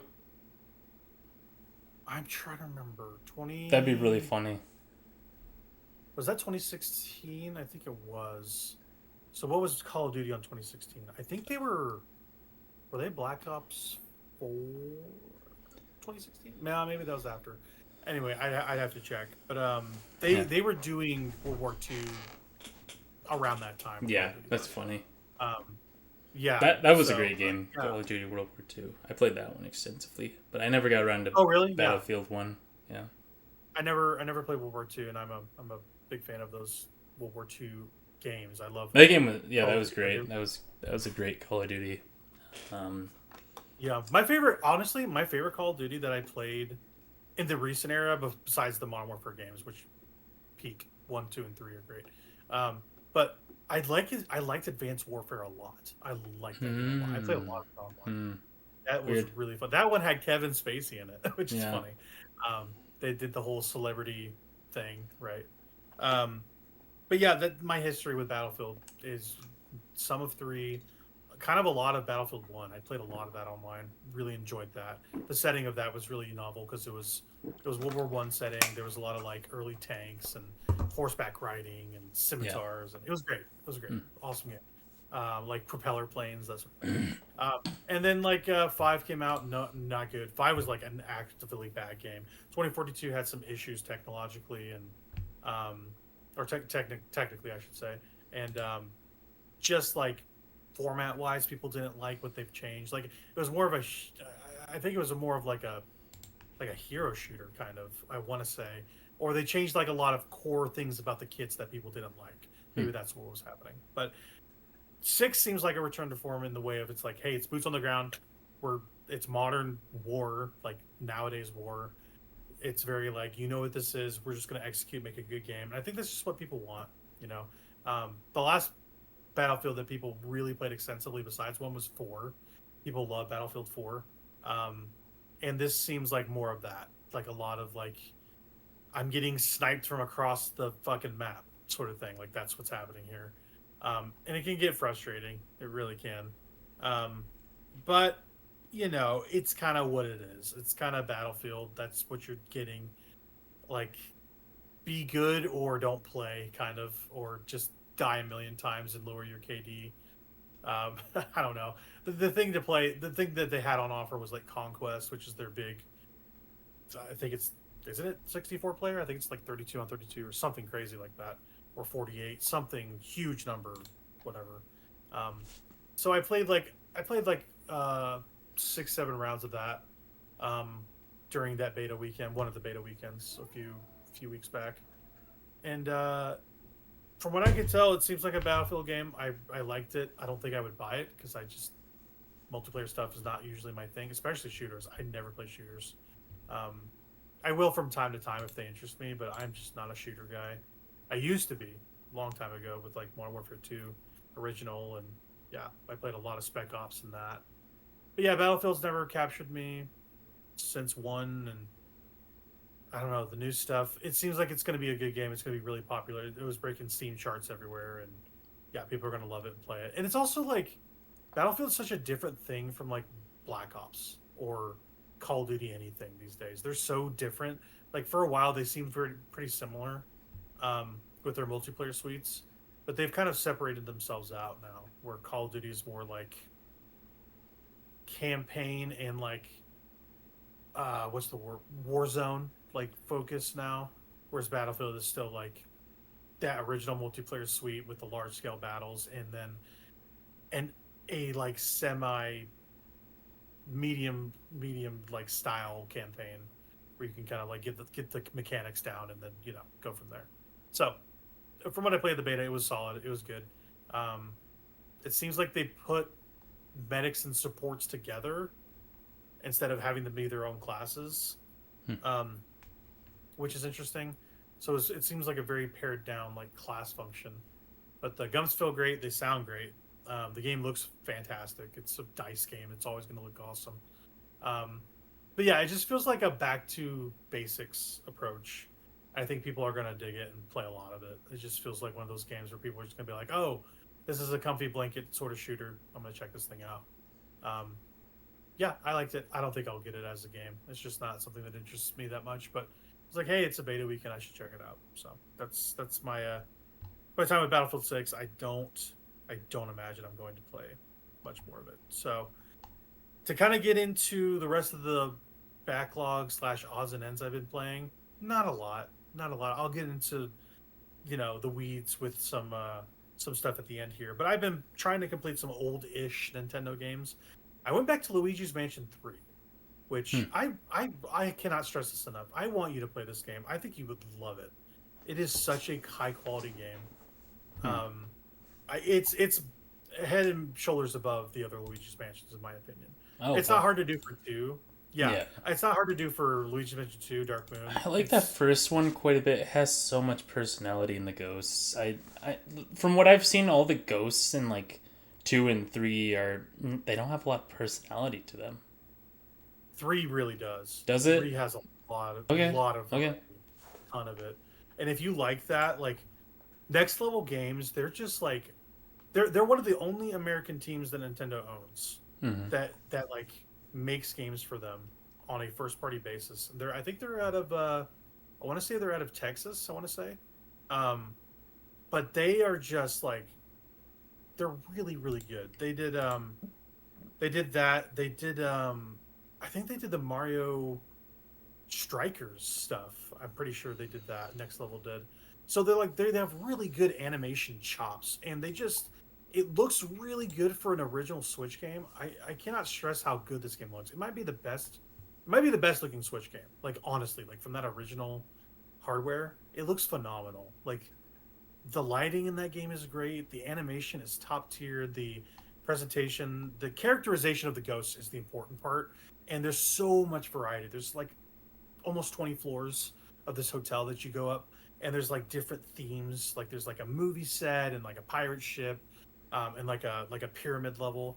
I just cannot impress upon you enough. It is an awesome game. It's a top Switch game for me for sure. Going back to it, you can get like all the ghosts and gems and stuff, and it's just so fun. I just love the minutia of hoovering up stuff with your vacuum. It never gets old. It controls like a dream. It's straight up one of my favorite Nintendo games. Like I think Luigi's Mansion 3 is so underrated, and for people that have played it, they know like how good it is. Right. And it's one of these silent juggernauts for Nintendo where it's sold a millions of copies. Like it's one of those games that just sells all the time. And it's just great, man. I cannot stress enough. If you see it on sale, if you see it on those Nintendo sales where it's like, hey, it's 41 bucks, get it. Like just get it. You will not. I think you specifically would love it if you like that first one a lot. And I can't wait to get to the point where we have all the Luigi's Mansion on Switch 2, because they're going to put that one into NSO, the first one, for GameCube, and I'm excited to go back and finish that again because I love that game. The first Luigi's Mansion is so great. It's fun. They do some Virtual Boy stuff in Luigi's Mansion 3 with your menus. I think that's a fun little flavor there. And it's also like it's a perfect Halloween time game too. It's like just to the level of kid scary while still being kind of dark in some ways. Like King Boo is genuinely like frightening to look at sometimes. Not for like me, but like thematically, I think he looks really of a piece for that Halloween milieu, right? And it's so awesome. Luigi's Mansion 3 is so awesome. I love it so much. I want to go back and play it right now. That's kind of what I've been doing, is coming back to these old Nintendo games. And then the other one I'm trying to get through, I don't know. I felt an itch to play Super Mario Brothers Wonder. I don't know what it was. I think it's the simplicity of it. I kind of wanted, like, I've been playing a lot of these collectathons and like games that have a lot to them, a lot of mechanics, this and that. And I just wanted something like pared down and stripped back a little bit. And I think but I wanted like a certain level of polish and finesse and elegance, like you mentioned with Odyssey. I wanted that in a tighter package with Wonder. So I was like, I've been meaning to come back to it. And yeah, I just felt like I wanted to just chip away at it, just do every world, get all the Wonder Seeds and get all the coins and all the secret exits and secret levels. And it's just super fun, man. I liked that game originally. I did the playthrough. You did the playthrough. Like we both were like, yeah, that's good. But I genuinely think it's better. It's the best 2D Mario game since World. I do feel this way. I mean, that's an opinion, right? Yeah. But like, I think it's just so solid. The variety on offer, the different gameplay styles, the flavor. It doesn't look like any of the other 2D Mario games. It's in its own world, actually. Yeah. Which I really like. I like the animation. Like, it's a different looking, feeling game. It's got a different vibe to it. It's got a lot of pop. I love the way it looks, you know? Yeah. The one thing that bothers me about it, though, is the changing of the voice actor. And I know this is a weird gripe. He sounds like a weird Mario to me, the Kevin Nagandi stuff. Like, I just it's the Martinet stuff I just miss. Maybe it's weird. It's something I just can't quite get over. I'm like, Yeah. this is just weird. Martinet, he, from what I understand, he kind of spoke out a bit too much to Nintendo about not being Mario in the Mario movie. And so they're like, okay, well, we're just going to move you to an ambassador position. Yeah, You because like, senile old man. well, he's beloved, but like, they've been doing this too. They did this with Peach's actress as well, for the games. Yeah. Where after like 18 years, like they just went like, it's over. Like she found out because of the credits. Someone else was credited as Peach in the game, and she wasn't asked to come back. Yeah. Like they just dumped her like that. Wow. Which is less than what they did for Mario. It's pretty horrible. It's like cutthroat in the Nintendo corporate way that they can be, you know. Mm-hmm. Oh yeah.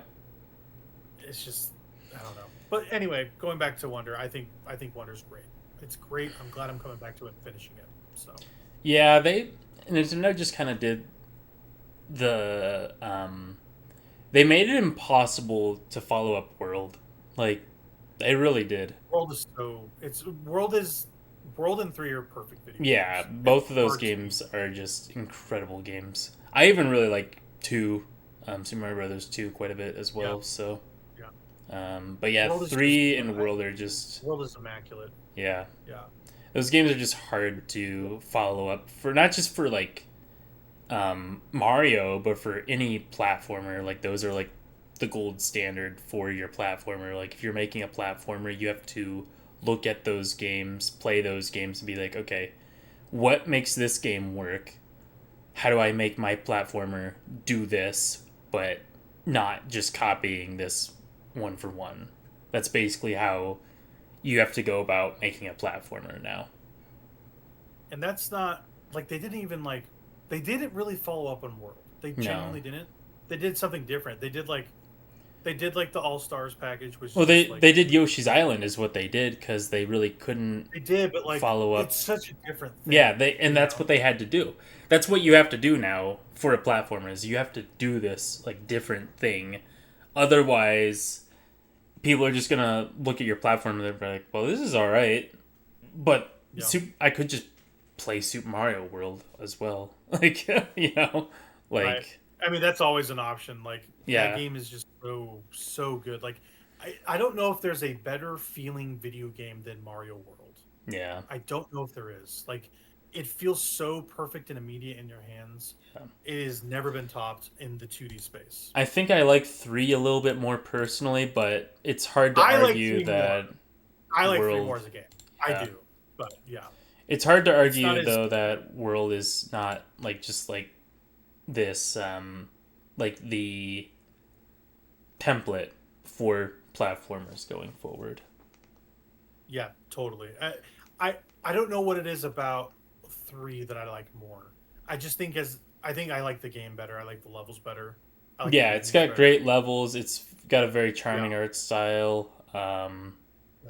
I love that NES like art style. I think that might be it. Yeah. Like the Super Nintendo art style is great. Yeah. I love the way Super Nintendo games look, but there's this je ne sais quoi about 3 that I just can't get over. I think I love it.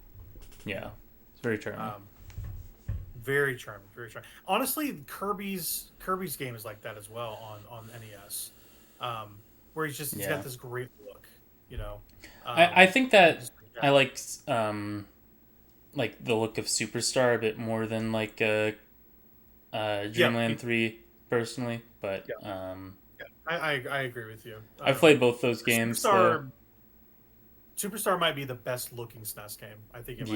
That game's incredible. That's an incredible game in general. Like more people need to play that thing. Like, I wouldn't necessarily call it like a hidden gem, but it's also not something that like everyone has played, right? So. Yeah. You want to talk variety? That game has it. There's so much variety in that game. Yeah.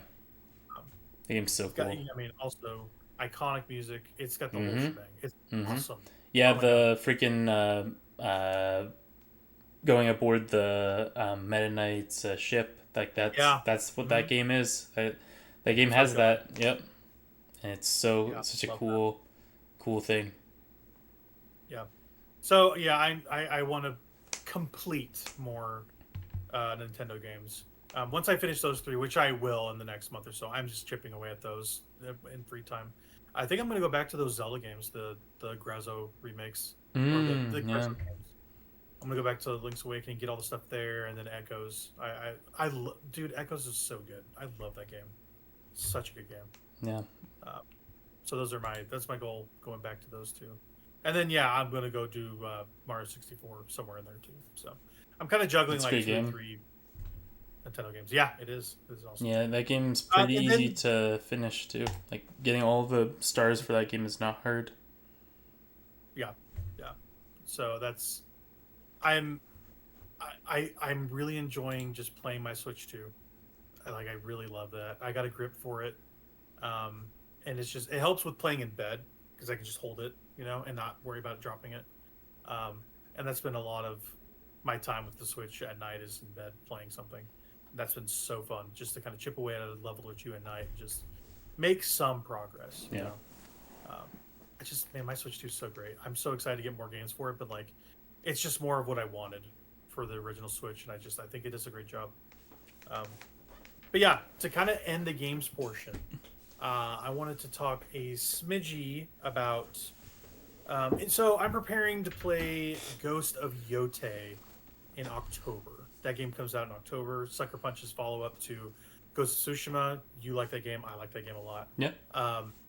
Very good game. I have some issues with Tsushima's story characterization, specifically for Jin Sakai, that I think the DLC remedies a little bit, which kind of took me by surprise.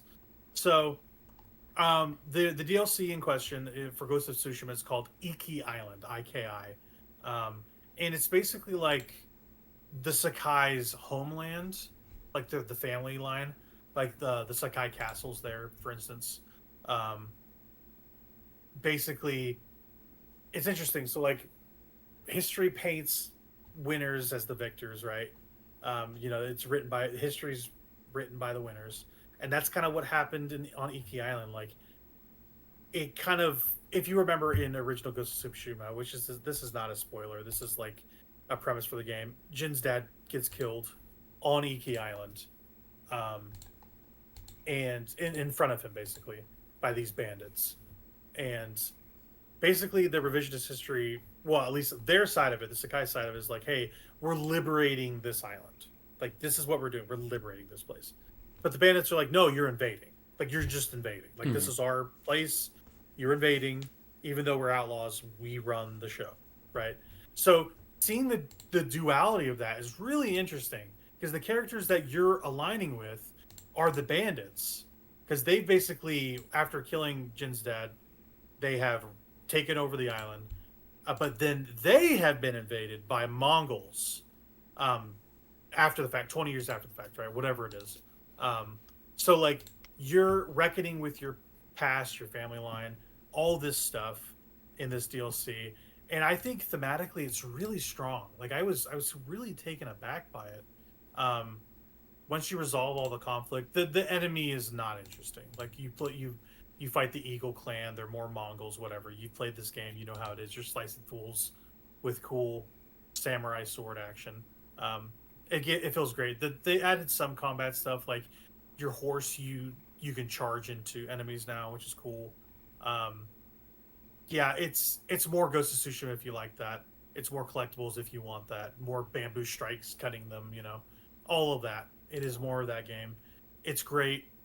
The story really wraps up satisfactorily for me, and it gave me a more depth and insight into Jin Sakai. I didn't really like him that much. I thought he's this stoic, like, I don't know, boring protagonist, it felt like to me. But like, having this added context of this secondary adventure, like, adds to his story and fleshes him out in a really interesting way, because like, he plays against type a lot of the time because he has to, because like, you can't wear your Sakai banner or armor or anything in that game. Like, he actively goes like, no, I can't wear this. They know I'm going to be there, right? Like, they know the Sakais. I will get killed on the spot because we're the invaders to them, which is really interesting. So, like, seeing how he deals with the social dynamics of his family line as it relates to the people of Iki Island was really cool. And yeah, I just wanted to get it done before Yote and get another taste of it, because Yote comes out in October. I think that's going to be so sick because that game looks awesome. And the difference between that is it takes place in the late 1800s or early 19, where there's like guns and stuff. So there's going to be really cool, like, it kind of reminds me of Red Dead Redemption 1, where it's like the end of the West feel. It's like this in between two times, you know, the old samurai times and the new century. Like, it feels like that. So I'm excited to play more of that when that comes out. And yeah, Sucker Punch kills it. Personally, if you want, what I want from Sucker Punch is another Sly Cooper. They'll never do it, but that would be awesome. I wish they would be like Insomniac and still make Ratchet games. You know, they should just still make Sly Cooper games, because I would love to see what a new Sly Cooper game would look like with their expertise, having made the infamous stuff and now goes to Yote. So yeah, the DLC, great, really enjoyed it, super good stuff. Yeah, so are you going to play Yote? Do you think if it came to PC, would you play that? Yeah, if it came to PC, I would play that. Yep. Looks good, and it's not a spiritual successor. It is a sequel, but you don't play as Jin. It's like 300 years after the fact. Yeah. So it's pretty cool. But yeah, that was a lot of video games. We have even more to talk about next week, I'm sure, or next time we pod. But let's get into this topic. We got a lot of fun things to do here. Describe this topic. What do you think this topic is? Go for it. Well, I mean, I can read the topic, I guess, if that's what Okay, kind of thing you're asking. I'll read the topic. Then you tell me what you think we're gonna do here, because I have an idea. Let's meet in the middle a little bit. So, our little segment, we've been ranking stuff here and there. You know, we had our favorite games. We talk about, you know, what's good, what's bad. You know, our tops of the year. All this. We're doing something different this week. We're gonna build together. We're gonna do this together using the power of imagination. The worst, quote unquote, shittiest FromSoft boss you can make. So, my idea for this was, it was a couple things. Like, what is the biggest pain in the ass you could make? Oh, I can make one. I can make one really easily. That is like horrible to play against. Yeah.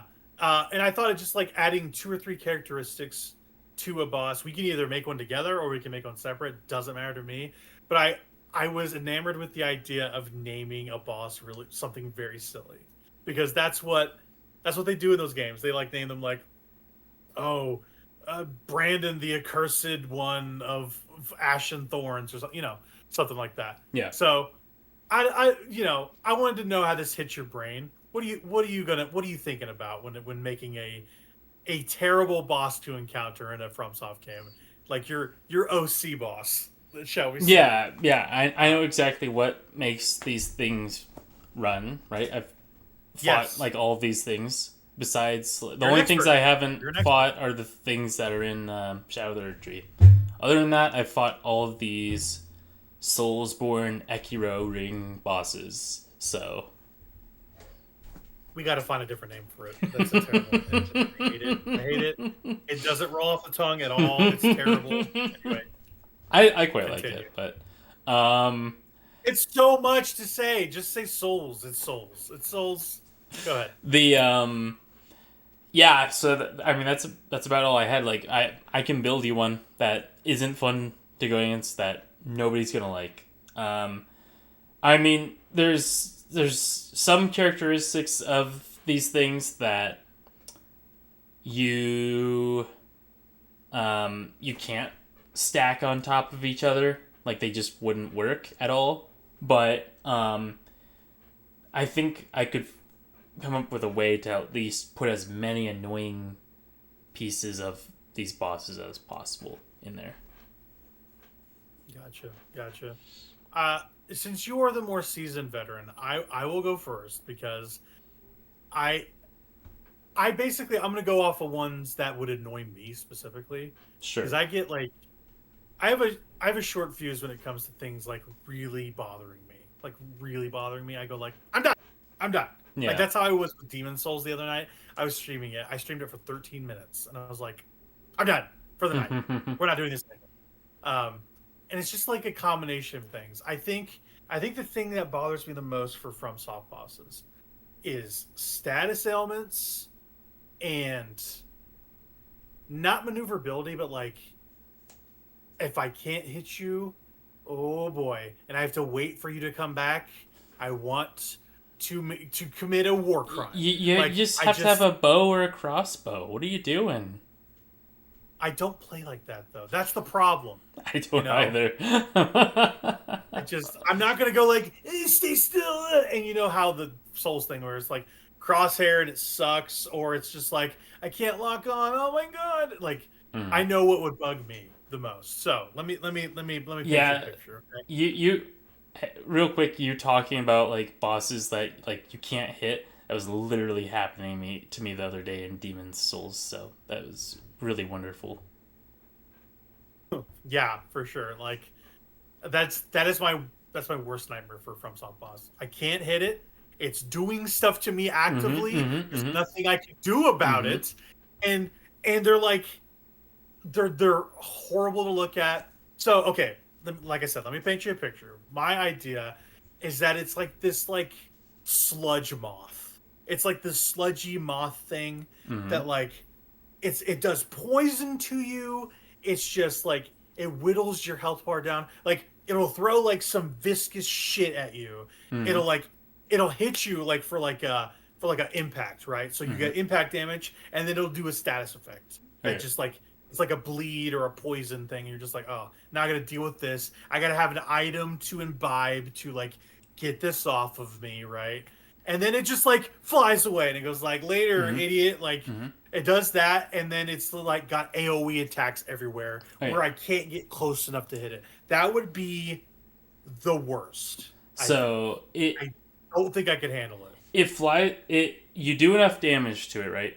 It flies away, starts doing like AOE stuff, and then all of a sudden, another one shows up like out of the sludge. And now you're fighting two of them. One of them spamming AoEs at you. You can't even reach it, so you can't like just go finish that thing off.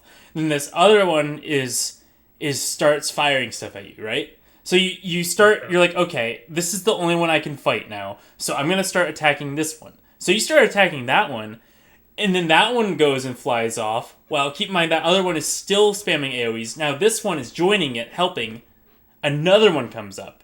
This proceeds to happen for 6 different moth sludge things. And you have to fight 6 of these. Yes. We're creating a more annoying Belfry Gargoyles is basically what we're doing, so. Yeah, it's like Belfry Gargoyles, but they're multiplying, and they're staying airborne too, like the moth. Yes, this is far worse than Belfry Gargoyles. Well, Belfry Gargoyles being Dark Souls 2, you go to like that...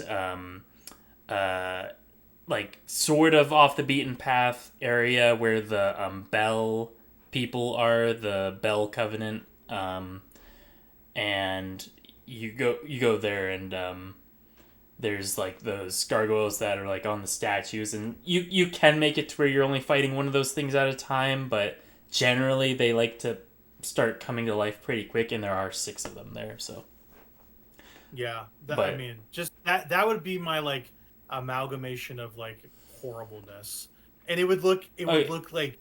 Well, now you've got to add something else, because if you're not adding something else, I'm going to make this even worse.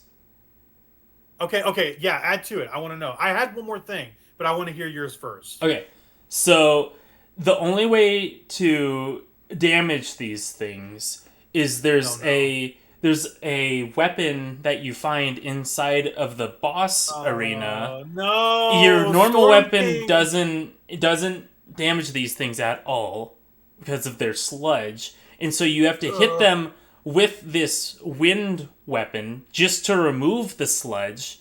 And then once you remove the sludge with the wind weapon, then you're allowed to hit them with your normal weapon. It's like raid mechanics. Oh my gosh, that sounds horrific. Yeah. Ugh. Yeah, I forgot that they don't do that very often in those games, but they do them. And when they do them, you're like, I can't do anything until I So get this thing. so they typically don't do it like that. I'm pretty sure Demon Souls is the one that's like that.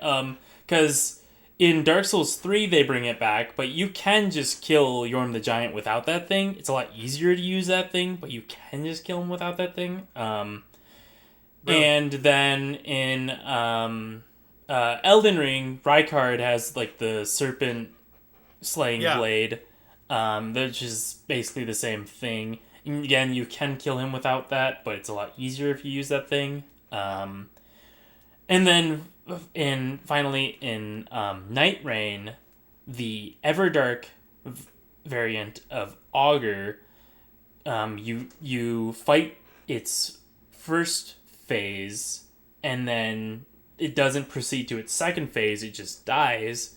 It drops your character's starting weapon with a unique skill, Storm Ruler, What? and it's a magical variant of Storm Ruler that uses your FP bar, and you can either swing to do small sort of magic beams, or you can charge it up, and while you're charging it up, it rapidly refills your FP, and after 4 seconds of charging, you can do a large magic, like a vertical magic attack that is very large and is capable of stunning the boss if the boss is doing a certain action. And insane. the boss is incapable of being damaged unless you are using that weapon skill, or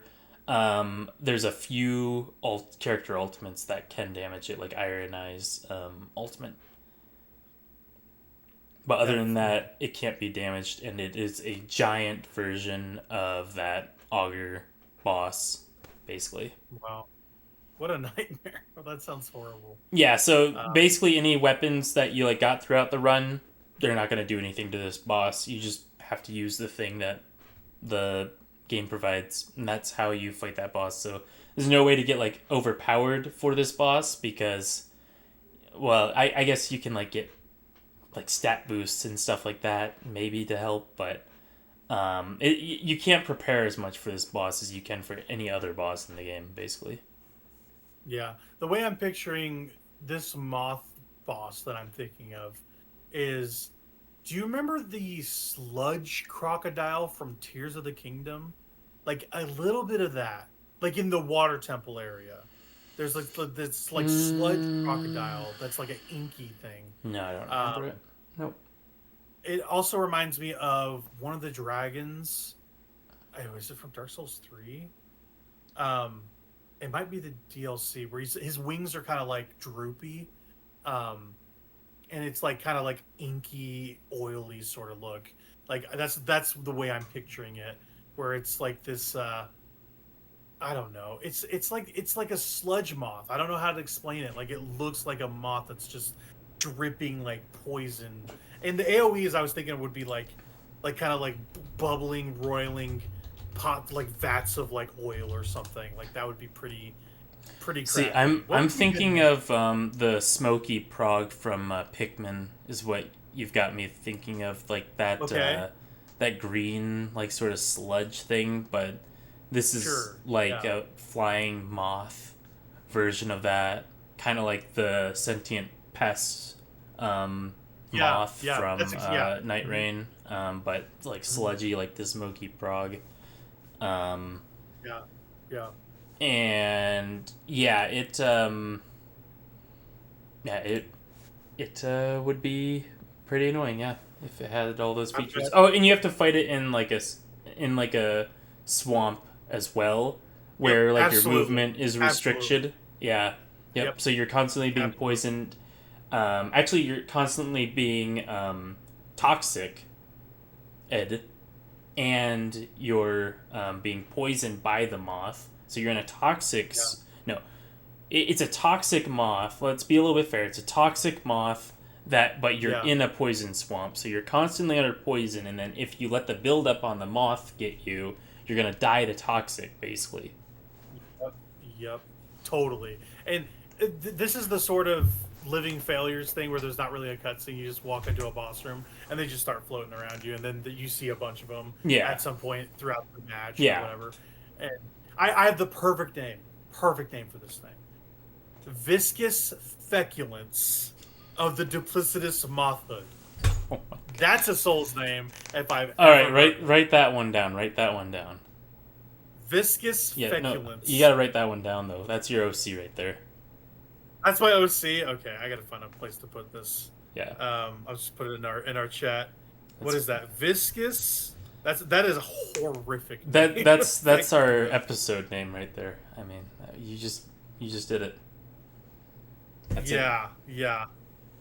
Oh my gosh, that is going to be so hard to fit on the thumbnail. Oh my gosh, it's going to be you gotta make a thumbnail. Just get like a picture of Smokey Prog and like merge him with like the sentient pest Noster from Night Rain, and I think you'll be good.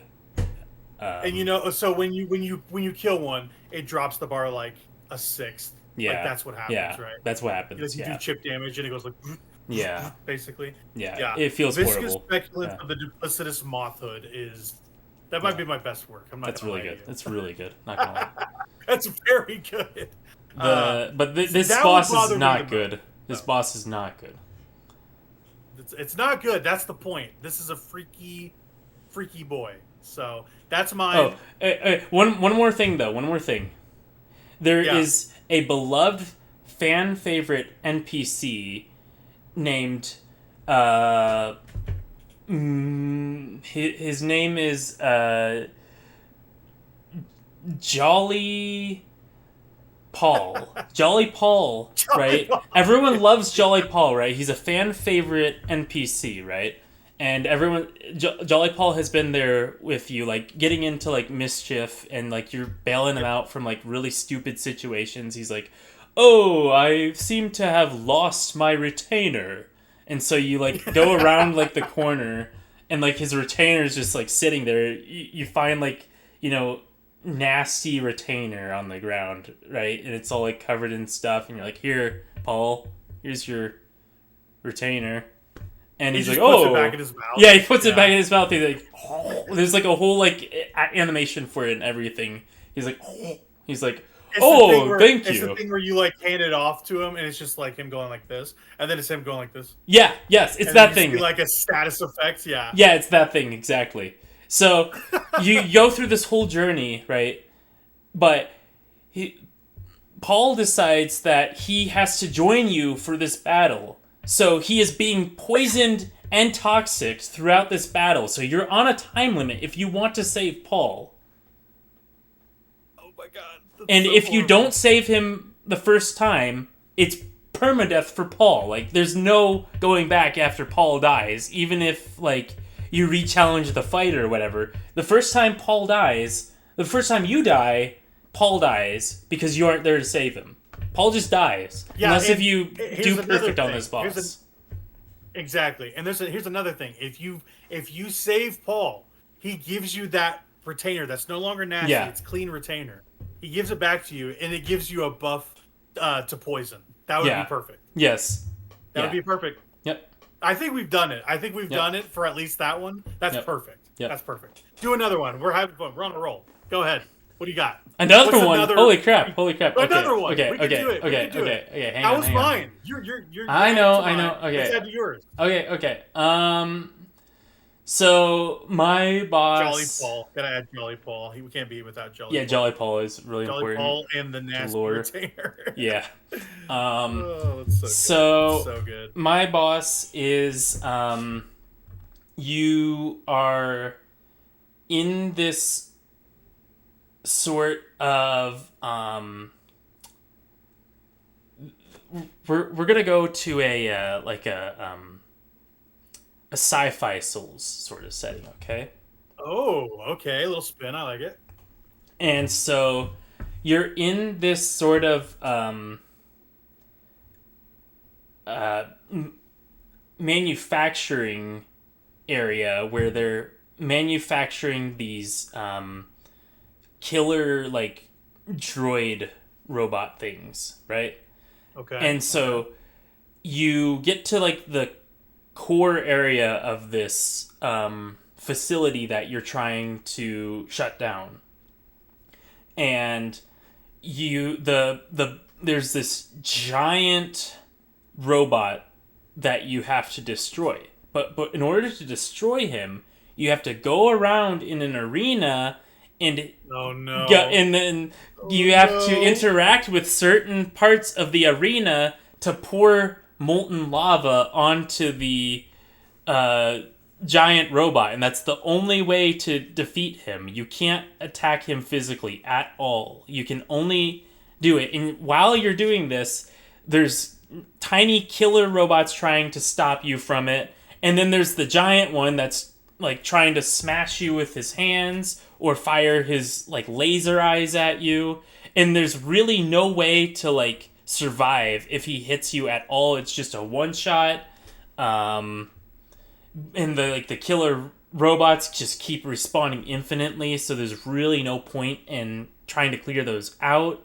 So you're just kind of going through here and just trying to run around them if you can, because you just don't want to bother with them anymore. Between the killer robots being in your way and the giant robot just one-shotting you anytime he hits you.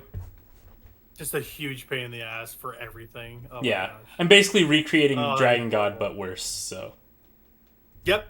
That's what I'm hearing. Yeah. Yeah. So what does this robot look like? Like you're pouring like molten like steel or metal into this like dome. That's what I'm thinking of. Yeah. That's kind of the idea. Yeah, and you're like trying to like fill like this thing up to where like he is encased in the molten lava and like. Oh, so you're like pouring. Okay, interesting. Yeah. I got you. So you'd be pouring it onto him. Okay, Yeah. so yeah, so it'd be like a circular arena, I imagine. Or Yeah, like well, multi-level circular arena with like. Oh, that's even like worse. Yeah. elevators that go up. There's no staircases, so anytime you're trying to redo this, you have to wait for the elevator to go up slowly. Oh Lord, that's pretty bad. So. And there's like, parts where the elevator stalls, and then you're forced to fight small enemies when the elevator stalls. That is horrific. So what are these enemies you're fighting? Can you? They're like little droids. Yeah, little droids. Yeah, that are just trying to kill you. And you've got maybe like a laser sword, or you might have like psionic powers. Or you might have like a laser gun of some sort, just depending on your build. So, what do we call this guy? Is he Robo God 69420? What do we call this guy? Let's call him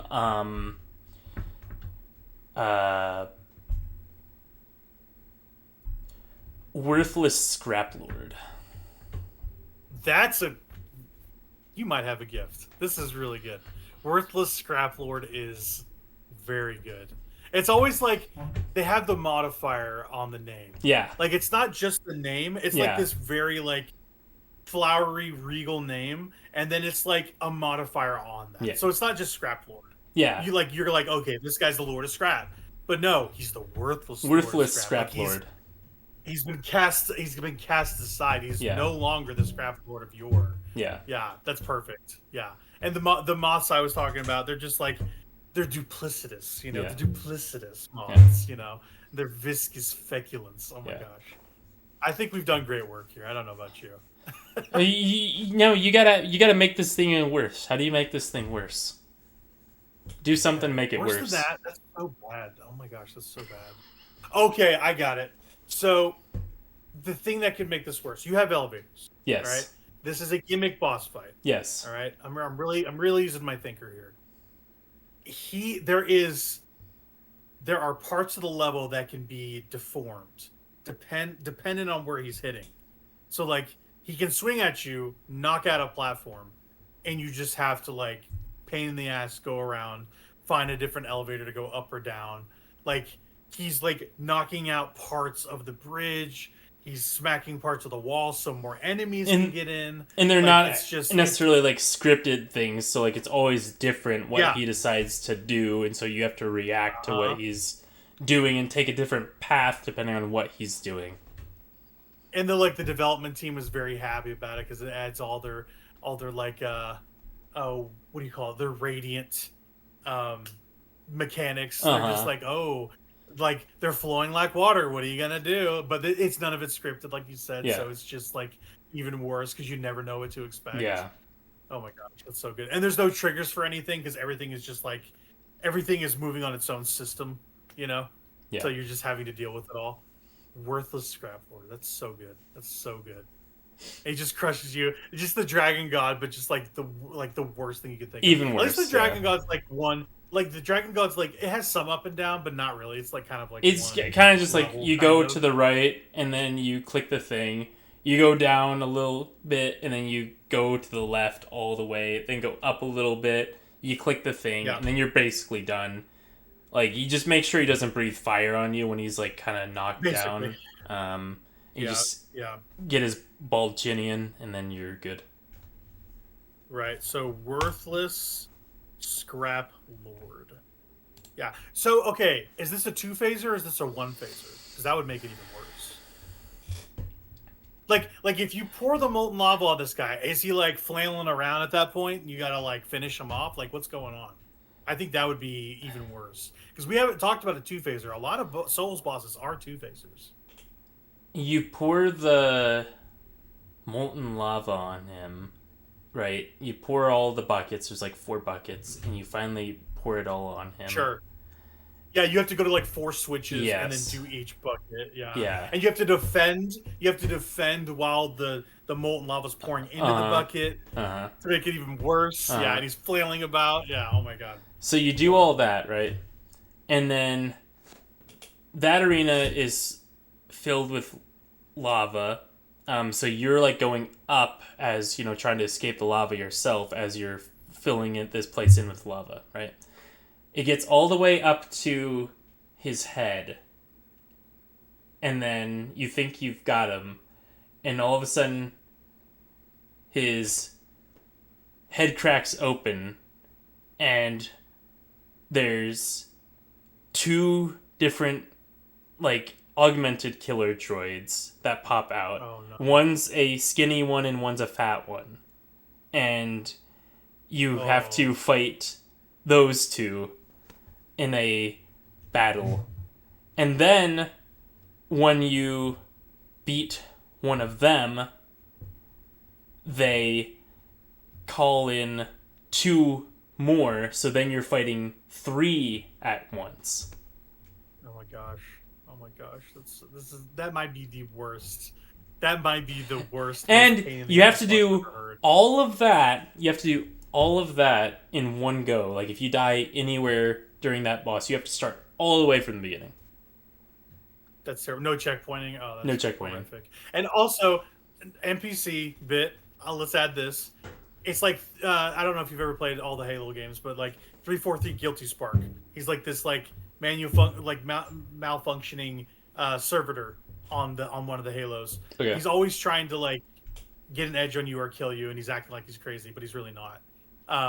It's like he's like the patches, and he's like oh, he's been chasing you throughout the level up until this point, or he's kind of down on his luck sometimes, and he's antagonistic in other times. He's just like he feels like he's a malfunctioning robot who doesn't quite know where he is at all times, but you get an inkling that he's a little nefarious, and he's like, there's like a summon sign or a summon terminal for you to bring him into the boss room. And he's like, oh yeah, I'll fight with you for sure. And after this point, you're just like, you're so unreliable. There's no way. And you like, it does the Radon thing where you enter the ring and he just leaves and like goes up on a rafter and like supports you. I think that'd be pretty funny. He's just like, you got this. You can do it. Yeah. He's not actually like fighting with you. He's just like, yeah, you got this. No. He's just like, nah, man, I'm totally not going to loot your corpse when you're dead. Basically. But he's like, he just gets up in the rafters. And yeah. He's just like, we'll see how this plays out, You're just like, you're a little smarter than you let on. But, yeah. Oh, we got to name that guy. What's that guy's name? We got to name that little... What's a good name for that? We'll go with Sniveling Thomas. Oh yeah, the modifiers. You do it so well. Sniveling Thomas, but Thomas is spelled like with a 0. Yeah. I think that would be perfect. Yeah. Sniveling, where's the 0? Tom. Yeah, Thomas. There we go. And the S is a 5. Here we go. Sniveling Thomas. Yeah, that's good. That's Perfect. I love it. I love it. These are the worst From bosses we could ever make. I think yours is so much worse than mine, though. It is. It's so horrible. Much worse. It's so horrible. That might be unfinishable. Yeah. Like, that's not good. No. Okay, so the thing that would make it easier is, like, if you're fighting off these, like, enemies, and they're, like, one shot. That would probably be the only way to get through that. Is, like, if there's just a ton of them, but you, like, hack away at them like there's a horde of them. No, these are, like, they have, like, proper health bars, right? You have to hit them, like, 3 or 4 times before they die. Oh, they'd have to bring a balance patch to fix that, because they're just like, yeah, it is too hard, you're right. It's just too hard. We listened. Hey, we're listening. We're listening. Oh, we also added a checkpoint in between the phases. We added a checkpoint for all the people that. But this game is the catch is, if you use the checkpoint, then Sniveling Thomas will comment on it, and he'll say, "Oh, looks like you need a little help from Sniveling Thomas." Loser. Like he basically puts down like a flag or something, and he's just like, touch it if you dare. Yeah. If you think you're a wimp, do it. You know, he's like goading you. It'd be perfect. He's so good.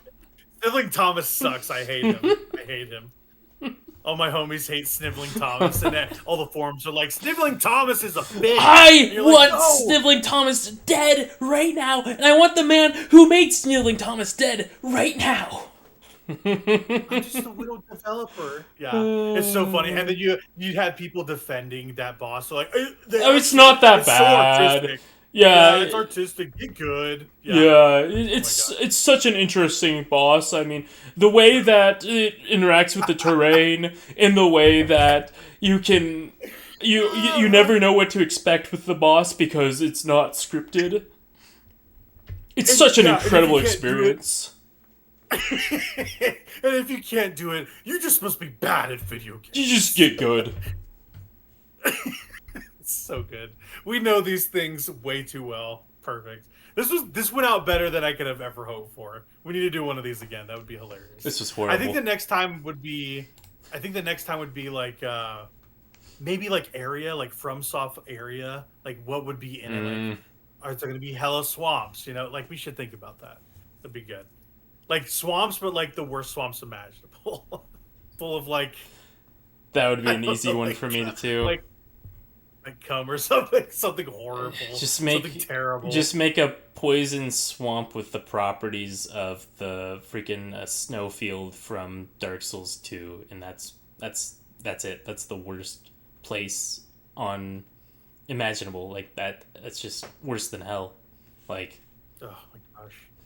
That Dark Souls 2 snowfield is unbelievably brutal. I'm excited to play it. Yay! One of these days. I don't know if you will ever get through that snowfield. I'm going to be real. Not a lot of people get through that snowfield. That's not like a thing like that people do. People don't just go through that snowfield. It's suffering and pain. Do it with you. I do it with you the easy way. There is no easy way to get through the snowfield. You pull up a map, and you pray that you don't get your ass beat by reindeer.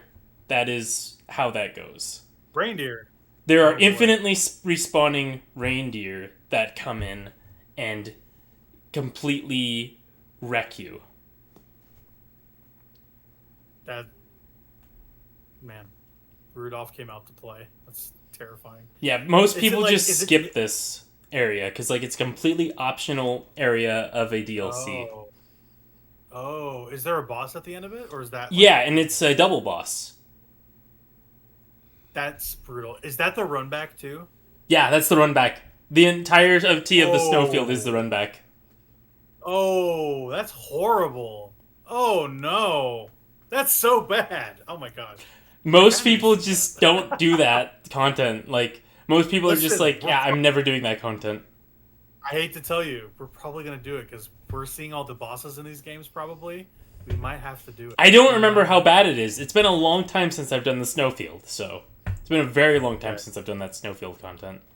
But I just remember it being horrible. In there. Yeah. Oh my gosh. You know what wasn't horrible? This was great. This was great. This was not horrible. This was fun. This is a good exercise. We should do more of these. That was fun. That went way better than I thought it would. So Yeah. yeah, that was fun. That was a lot of games before that. Yeah, you've been doing so much stuff. So you've been apparently a little under the weather. Yeah. And feeling a little under the weather. You've been catching up on some stuff, right?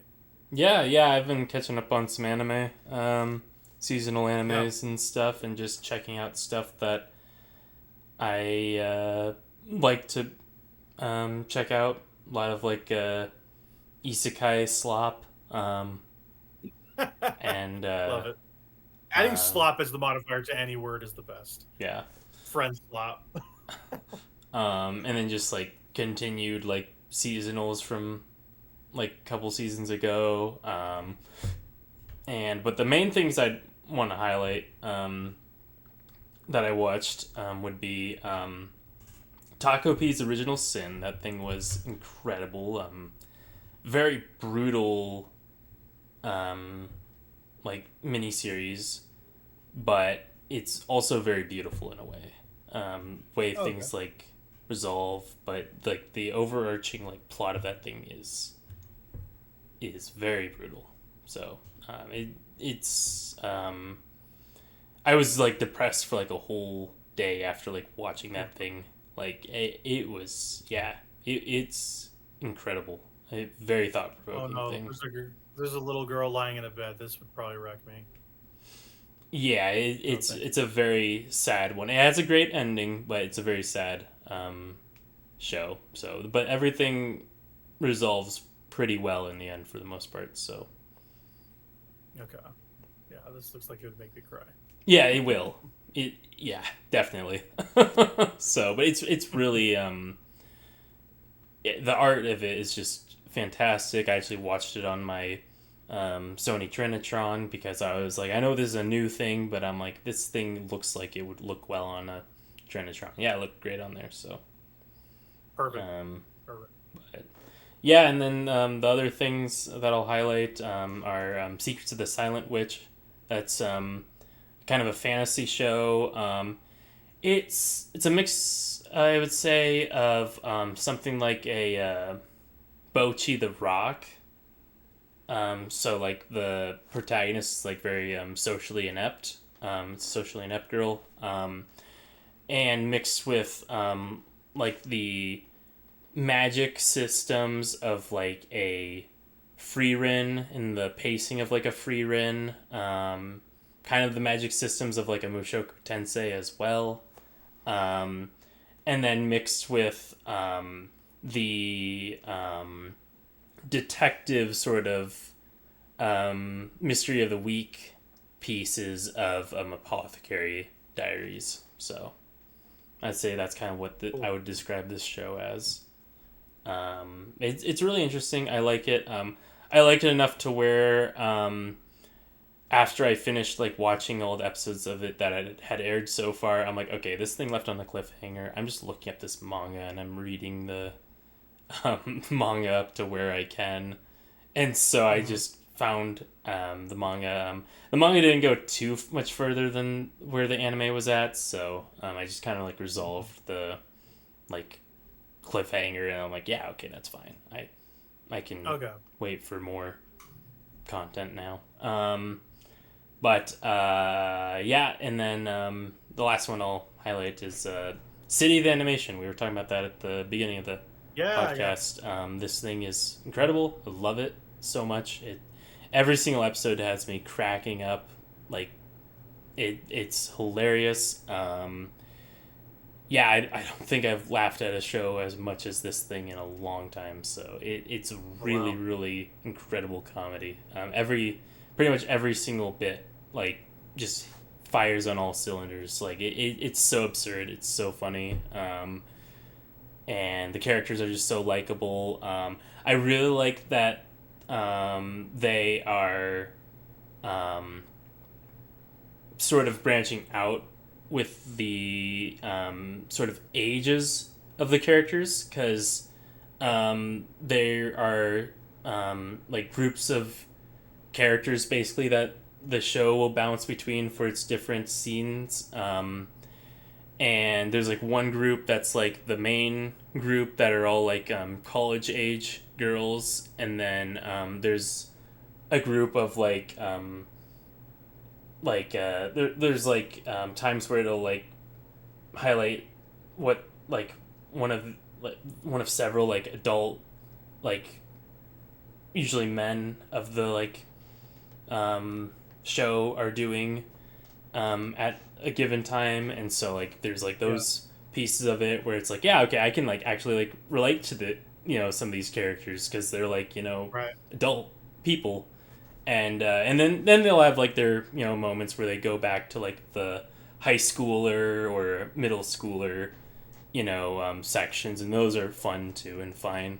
But Is this from the Nichijou people? yeah, I believe so. Yep. Okay. Yeah, It looks like it is Kyoto Animation. It is like their original thing, because Nichijou was like that was an adaptation, but this is like the Kyoto Animation's original thing because they want to focus more on original projects now. So they just did this project that looks very similar to Nichijou, but is their own like IP and their own original thing that they're allowed to own. Basically, they want to own their own things that they're working on. Is basically the whole reason why this thing was made. It looks. The color palette for this thing looks incredible. Yeah. I like this art style more than Nichijou. This is one of my all-time favorite like color palettes. I think I adore the color palette so much of this thing. It just is just pure like dopamine. Like this color palette is just pure dopamine. Like it's kind of. It's got this like blue sky feel of like a Fooly Cooly a little bit. Like a little bit, it kind of feels like. Yeah, probably not thematically, but yeah. It's a lot more bright than even like a Fooly Cooly though. Like it's very very poppy. I just love the vibes of this thing. It actually had me thinking of like 3D games that I really like with like these sort of like poppy city settings, and just made me think like, yeah, I actually really like these like poppy city settings in games, and I think that was a part of a reason of why I really liked Super Mario Eclipse, the Sunshine mod, because there were several levels in that had that sort of like poppy, like small town or city sort of aesthetic to them, running around in those levels, especially like the Red Lily Cove City level. I absolutely adored that. It might be one of my all-time favorite levels in any sort of game ever. Oh, wow. So it's just a level that I think about a lot after playing that thing. And I played and beat that level like in one setting at like 2 a.m. in the morning. And so like it's not something that like I spent a lot of time on, but it's something that I think about a lot, and so it's really interesting. Cool. Yeah, City of the Animation. I'm gonna watch it. Looks great. Yeah, it's really fun. It's a really, really fun show. Highly recommend it. Dubbed or subbed. I'm sure that dub is fine. So. What else you been getting up to? The Water Magician? Is that what it says? Yeah. I've been watching that. It's Isekai Slop. It's pretty decent. But it's nothing that interesting. But I don't have to go through all of these different shows that I've got on here. No, that's fine. Yeah, I kind of wanted to ask, how's Danadan doing? I haven't seen the second season. Yeah, Danadan's doing all right. It's pretty interesting. It feels like it's spinning its wheels a little bit right now in the current arc that it's in. They're kind of like settling down after resolving the issues at Turbo Granny. well, no, like resolving the Death Eater worm stuff from the end And of like the walls. yeah, thing? yeah, they resolved Okay. like that whole arc, and now they're kind of like settling down after that. So Okay. Gotcha. yeah. Gotcha.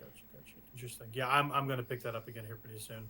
I think that after I finish where I'm at in One Piece, I'm gonna watch all through Kaiju number 8, just so I can get caught up. Yeah, that's a great one. Once I get there, I want to talk to you about it. So Yeah, I love that show. I saw you caught up with season 2 of that. Yep.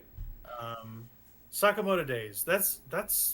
Is that pretty good? Yeah, real hear good. that it's good. Yeah, I think I like it better than like an equivalent of like Spy Family. I think this show is really funny. It's not quite as funny as like a City of the Animation, but it's still pretty funny. It's a good mix of like the comedy and the like shonen action. Whereas City of the Animation is just pure comedy, right? Like there's no action like whatsoever in that thing really. It's just pure comedy. Sakamoto is more for someone who just wants a little bit of comedy, but is mostly there for like a shonen action. So, Gotcha. Okay. Yeah. Any other shows you kind of want to hit on this little bit here? Because you didn't talk about all of them. yeah, 'Cause I know you've also been reading some stuff too. So. yeah, the only thing I really read was the volume 4 of the Destroy All Humans. The other thing on there was like a TCG related thing, like trading card game related thing. Union So. Arena. Yeah, just What's do more going of on that. Union Arena? Remind me there. I ended up doing like a pre-release, like attending a pre-release for the Code Geass Volume 2 set of cards. So I actually ended up taking home like the grand prize sort of thing. It's just like a poster. So. Oh, okay. Did you like enter a sweepstakes or something or? Well, so a pre-release is like a tournament setting, so everyone's like competing with like just random cards that you get from your packs, and then there's no really like deck building element to this pre-release for this game. You just play with all the cards that you pull, and then you just try and play smart, but it's a lot of like random chance. So. Okay, interesting. That's a cool concept to just play what you're given. That's yeah. Cool. Yeah, that's cool. On the manga reading tip, I've been reading some bangers. Like, I'm deep into Vinland Saga. Oh my gosh, Volume 4. It might be my favorite manga ever. It was incredible. Yeah, I need to read that manga. I love that anime. Oh, it's so good. I think that manga is finishing up. Is that right?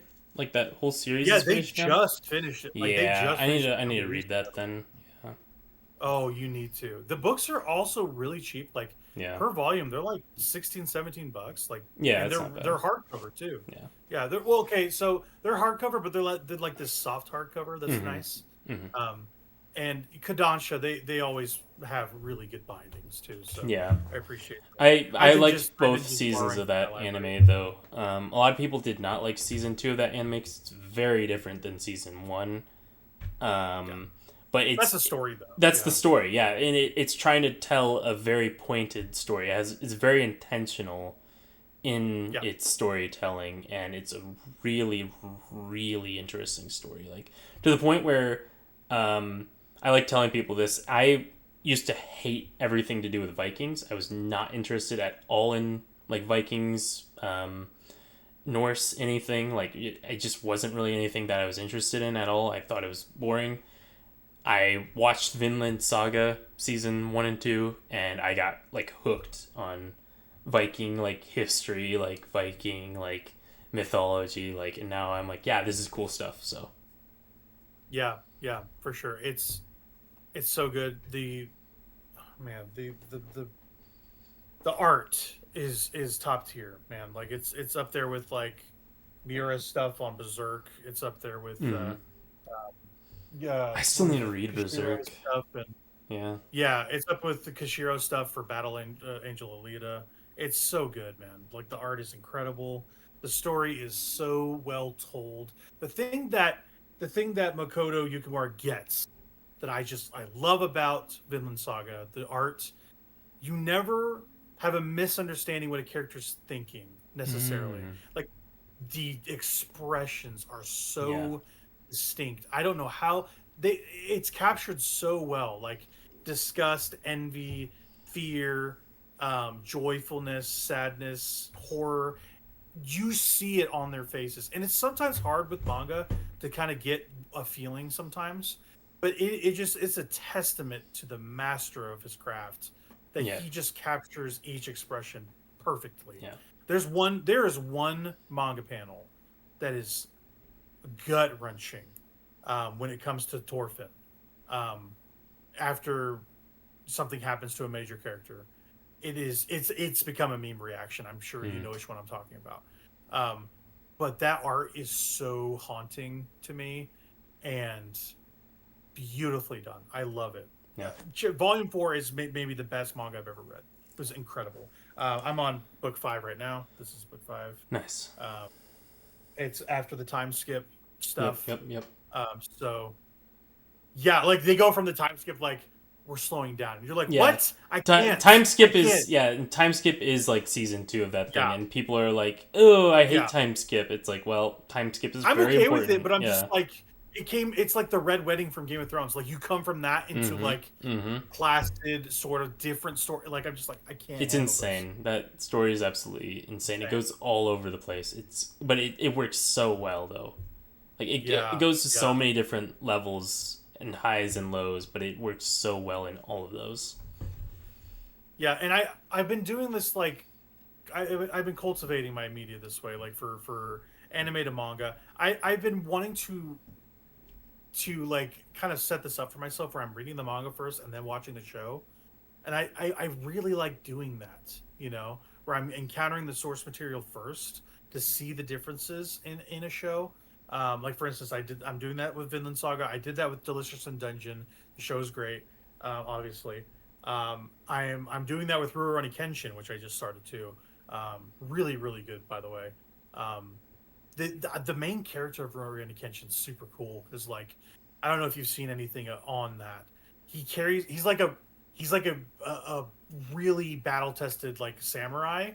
This main character, Himura, but his sword has a defect where the blade is on like imagine a katana, a blade the imagine a regular katana is like this.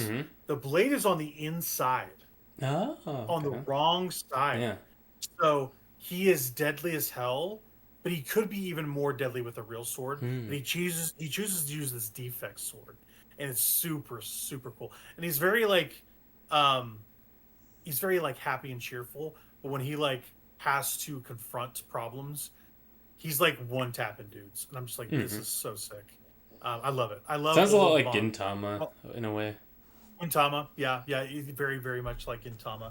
And I'm also reading Inuyasha. Inuyasha, like the old manga, is like where I'm at right now. I'm in volume 3 of Inuyasha, and it's fantastic. Yeah, that's a very like shoujo coded series. Very, very, Yeah. yeah. I love it. It's so good. The art for all that old stuff, I'm so into. Yeah. So into old anime art or old manga art, anime art too, but manga Yeah. art. And it's like for artwork, the best artwork I've seen is still Berserk. You can't top Berserk. I'm Yeah. sorry. But Berserk is incredible. But close to is Vinland Saga and then Battle Angel Alita. Some of the panels in this thing are just breathtaking. Like he's like literally drawing every strand of Alita's hair. Like it is painstaking. It's cyberpunk, so like there's like a bunch of like mech stuff here, a lot of girders, a lot of pistons, a lot of gear turning, and just like you see it, you feel it. It's great sense of place in Battle Angel Alita too. It's like light when it needs to be, but it's shown in the right ways, which I really love. Yeah. That movie's also good. I don't know if you've seen that Alita Battle Angel movie. That's good. No, I haven't seen anything Yeah. to do with that. I know what it is, but I haven't seen Yeah. any piece of that franchise. Real quick on the Vinland Saga piece, you really need to check out Orb, about the movements of the Earth. That's the I know I need to watch Yeah, it's the show about the heliocentric theory. Yep. I'm so deep in a One Piece hole. Like once I get done with Eni's Lobby, I'm branching out. Yeah. So I will. That show is like very deep. It's also like it's like depressing, but also like hopeful in ways. So it's a crazy series. Like seeing like this like fictional, but also not all that fictional journey of like getting this theory out there of like how the our solar system really works. So you've told me so much about that. I'm like, that sounds it's really good, and it's got like a really similar art style to Vinland Saga. Not as much action, but there is some pieces of action in there. Yeah. Like I like action that has stakes, and like when they break it out into matters. That's cool. Yeah. Yep. Stuff like that. That's how this show is. Like they don't go into action unless if there's like a pointed like reason for it. So. Yep. And then when I'm done with Vinland Saga, about a quarter of the way through that series, I borrowed the first few books of Naruto. I'm going to read Naruto. They have every book at the library. Yeah, and I'm also. I hear that thing's pretty quick to read. So Naruto's pretty quick to read. Yeah, it's 72 volumes for Naruto, which doesn't take that long. No, it really doesn't. Because there's multiple like chapters. Yeah, Assassination Classroom. That's a funny one. I've watched that anime forever ago. It's not bad. Have you heard of Elfen Lied? Oh yeah, I know Elfen Lied. What is Elfen Lied? It is a basically a psychic kind of a not human sort of being escapes from a facility by going on a killing spree, and then she ends up losing her memory, and so she's picked up by this like high school boy, and like antics ensue. She's like acts like all like docile and like dumb, but then once in a while like her memories will like get jarred, and she'll come back to like her like honed killer senses and like go on like a killing spree. So okay, that is not what that book looked like. So she looks like a little girl.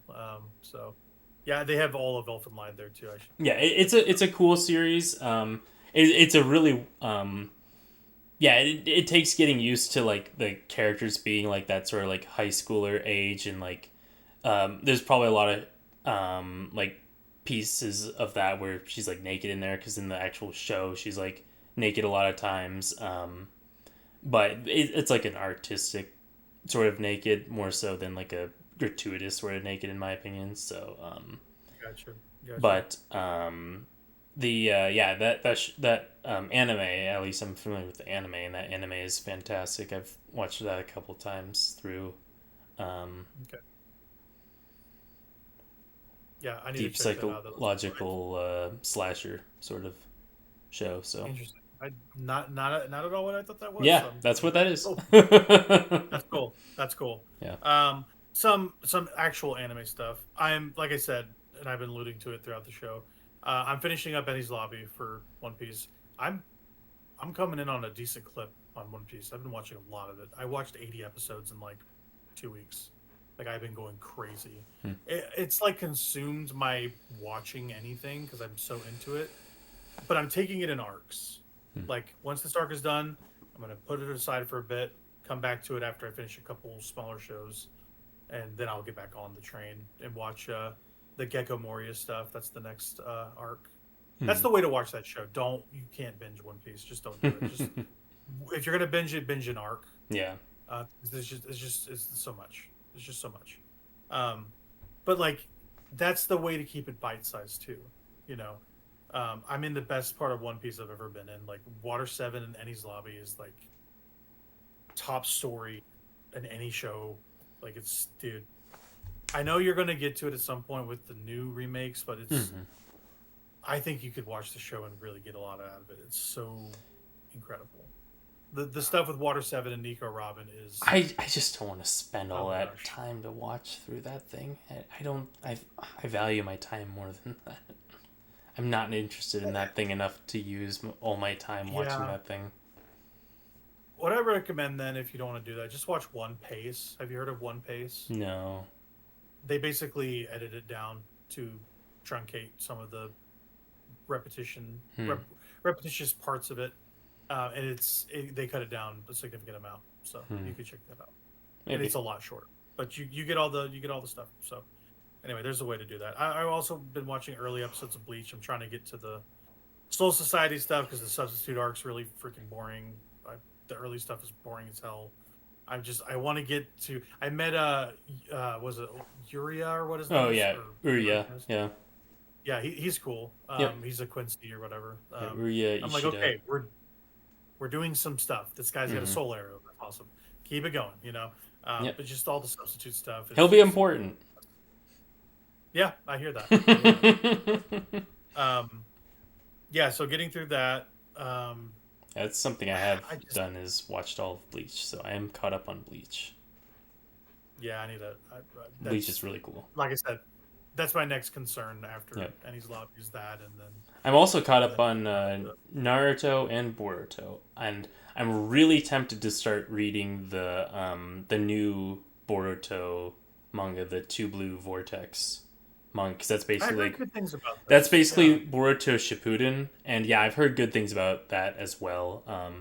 Like Boruto, like is really coming into his own as like a character. He's like a good like hybrid between Sasuke and Naruto. So, is it Kishimoto? What do you mean? Is it the author, the original author? Yeah, I believe it's the original author. Yeah, yep. He's not drawing it anymore, though, is he? Or is he drawing? I don't know. Okay. I'm not familiar on the details of that, but I know that the original author is still involved. Like, I'm pretty sure he's still involved in that story. Because that's what happened with Toriyama before he passed. He was just writing Super, but Toyotaro was drawing, and he like emulated Toriyama's art style. So sometimes that happens when they get older. They don't want to do all that work because it's painstaking, right? But yeah, Naruto is something I'm going to be reading very soon. So I'm excited to get into that world. I like that. I like what I've seen of Naruto. Naruto's cool. Getting through Jujutsu Kaisen second season because the third one's coming out very, very soon. Oh, really? I didn't realize that. I'm excited for that. I love Jujutsu Kaisen. I want to love it, man. I want to know why everyone loves it. I think It's people cool. love it because of the second season. It is cool. I just like I've had issues with it because of the power system. And maybe I need to just get over it. But I think Toto's cool. He's the best character. Yeah, Toto's great. That's the whole like using a bad power and making it awesome. Like it's cool. So many of the characters are so two-dimensional. I think that's my main issue with it. I don't know, and they don't tell you why Sukuna's so bad. Like they tell you, but they don't show it, and so like he doesn't seem that dangerous when he's like residing in what's his name, the main Itadori. Yeah, Itadori. The stakes are just like I don't know what the stakes are. And I watched season 1 twice. I watched the movie and I'm deep into season 2 and I thought that movie was alright. Yeah, I like the movie. It was fine. I like Yuta. He's cool. He went off somewhere and I think he's gonna show up later. I don't know. Maybe. I'm pretty sure Jujutsu Kaisen's over, so oh, cool. Yeah, I didn't realize that. They're just adapting it at this point. And then finally, I'm trying to get through Demon Slayer's most recent season. Which arc is that? Is that the Hashira training arc? I think so. It's just kind of bad. It's kind of bad. That show's been a little hard to watch since like I don't know, like the Sword Village before arc. that, I think really since before Mugen that Train, dude. Yeah, you're right. That show's. Let's be honest. Yeah, it hasn't been great. Like that original premise was super good, but everything after like that first season just hasn't been quite as good. That's that manga, dude. It's the first manga I ever read, like full everything back to front. like the manga's not very good. The art's Yeah. not very good. The story is so simple. The Yeah. characterization's okay. Like It's one of those few. Yeah, it's one of those few like anime that improves on the source material. I always yes, say that stuff. absolutely, yeah. Like UFO Table is like doing the Lord's work, right? They're Oh my doing their gosh. darndest to adapt this thing. Because there's not a lot to work with. I don't think. I don't think it's that Yeah. amazing compared to its like contemporaries in the shonen sphere. The the Infinity Castle arc's good. It's a good ending to that series after Yeah, that's what I'm it is waiting a small for. Is after. that Infinity Yeah, the Castle? movie. I'm all caught up. So I so is Infinity Castle? I thought they were doing a couple movies, but maybe they're just doing one movie to I end it. don't I don't know. actually. Yeah, UFO Table likes There's to kind do of a lot multiple to that ending. movies, so they might. I could see it. I thought I heard that they were doing two of them or something. I don't know, but yeah, like nothing for me in that series hits the heights of the entertainment arc, which is the Mhm. best part of the manga too, um, and also the best Hashira is in that. Yeah, Like Tengen is one of the best manga characters. He's so good. he's cool. Everything about and then they retire him because he basically almost dies and Yeah. like he gets to the point where he cannot fight anymore. And Yep. he's one of the only Hashira that's able to retire because most of them just die, Mhm. right? It's just in general. Like in the history of Hashira, everyone Yeah. dies, right? Not trying to spoil the end or anything because you gotta have to do it for yourself.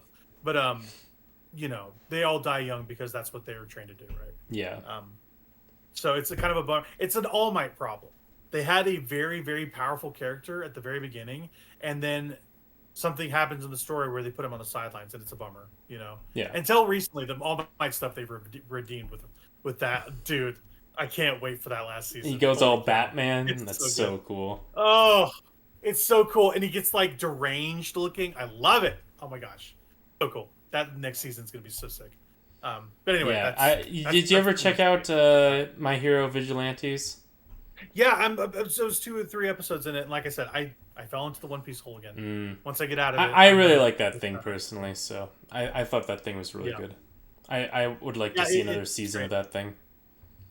Yeah, I'm excited. I'm excited. But yeah, that's it, man. That's all the stuff I've got to talk about. Yeah. Anything else that you came to mind, or are you good? I can't think of anything. This is a packed show. We had a lot to talk about. We got through it at a decent clip. I like the topic. That was fun. We should do more of those off the wall topics. That was a good time. Next time we might rank something. We'll see. We'll see how it goes. We'll feel it out.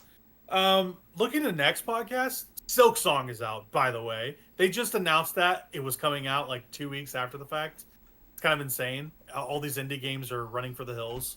They're going like, Yeah. oh my god, Silk We Song's got here. we gotta like push out our like release or like release before Silk Yeah. Song or like yeah.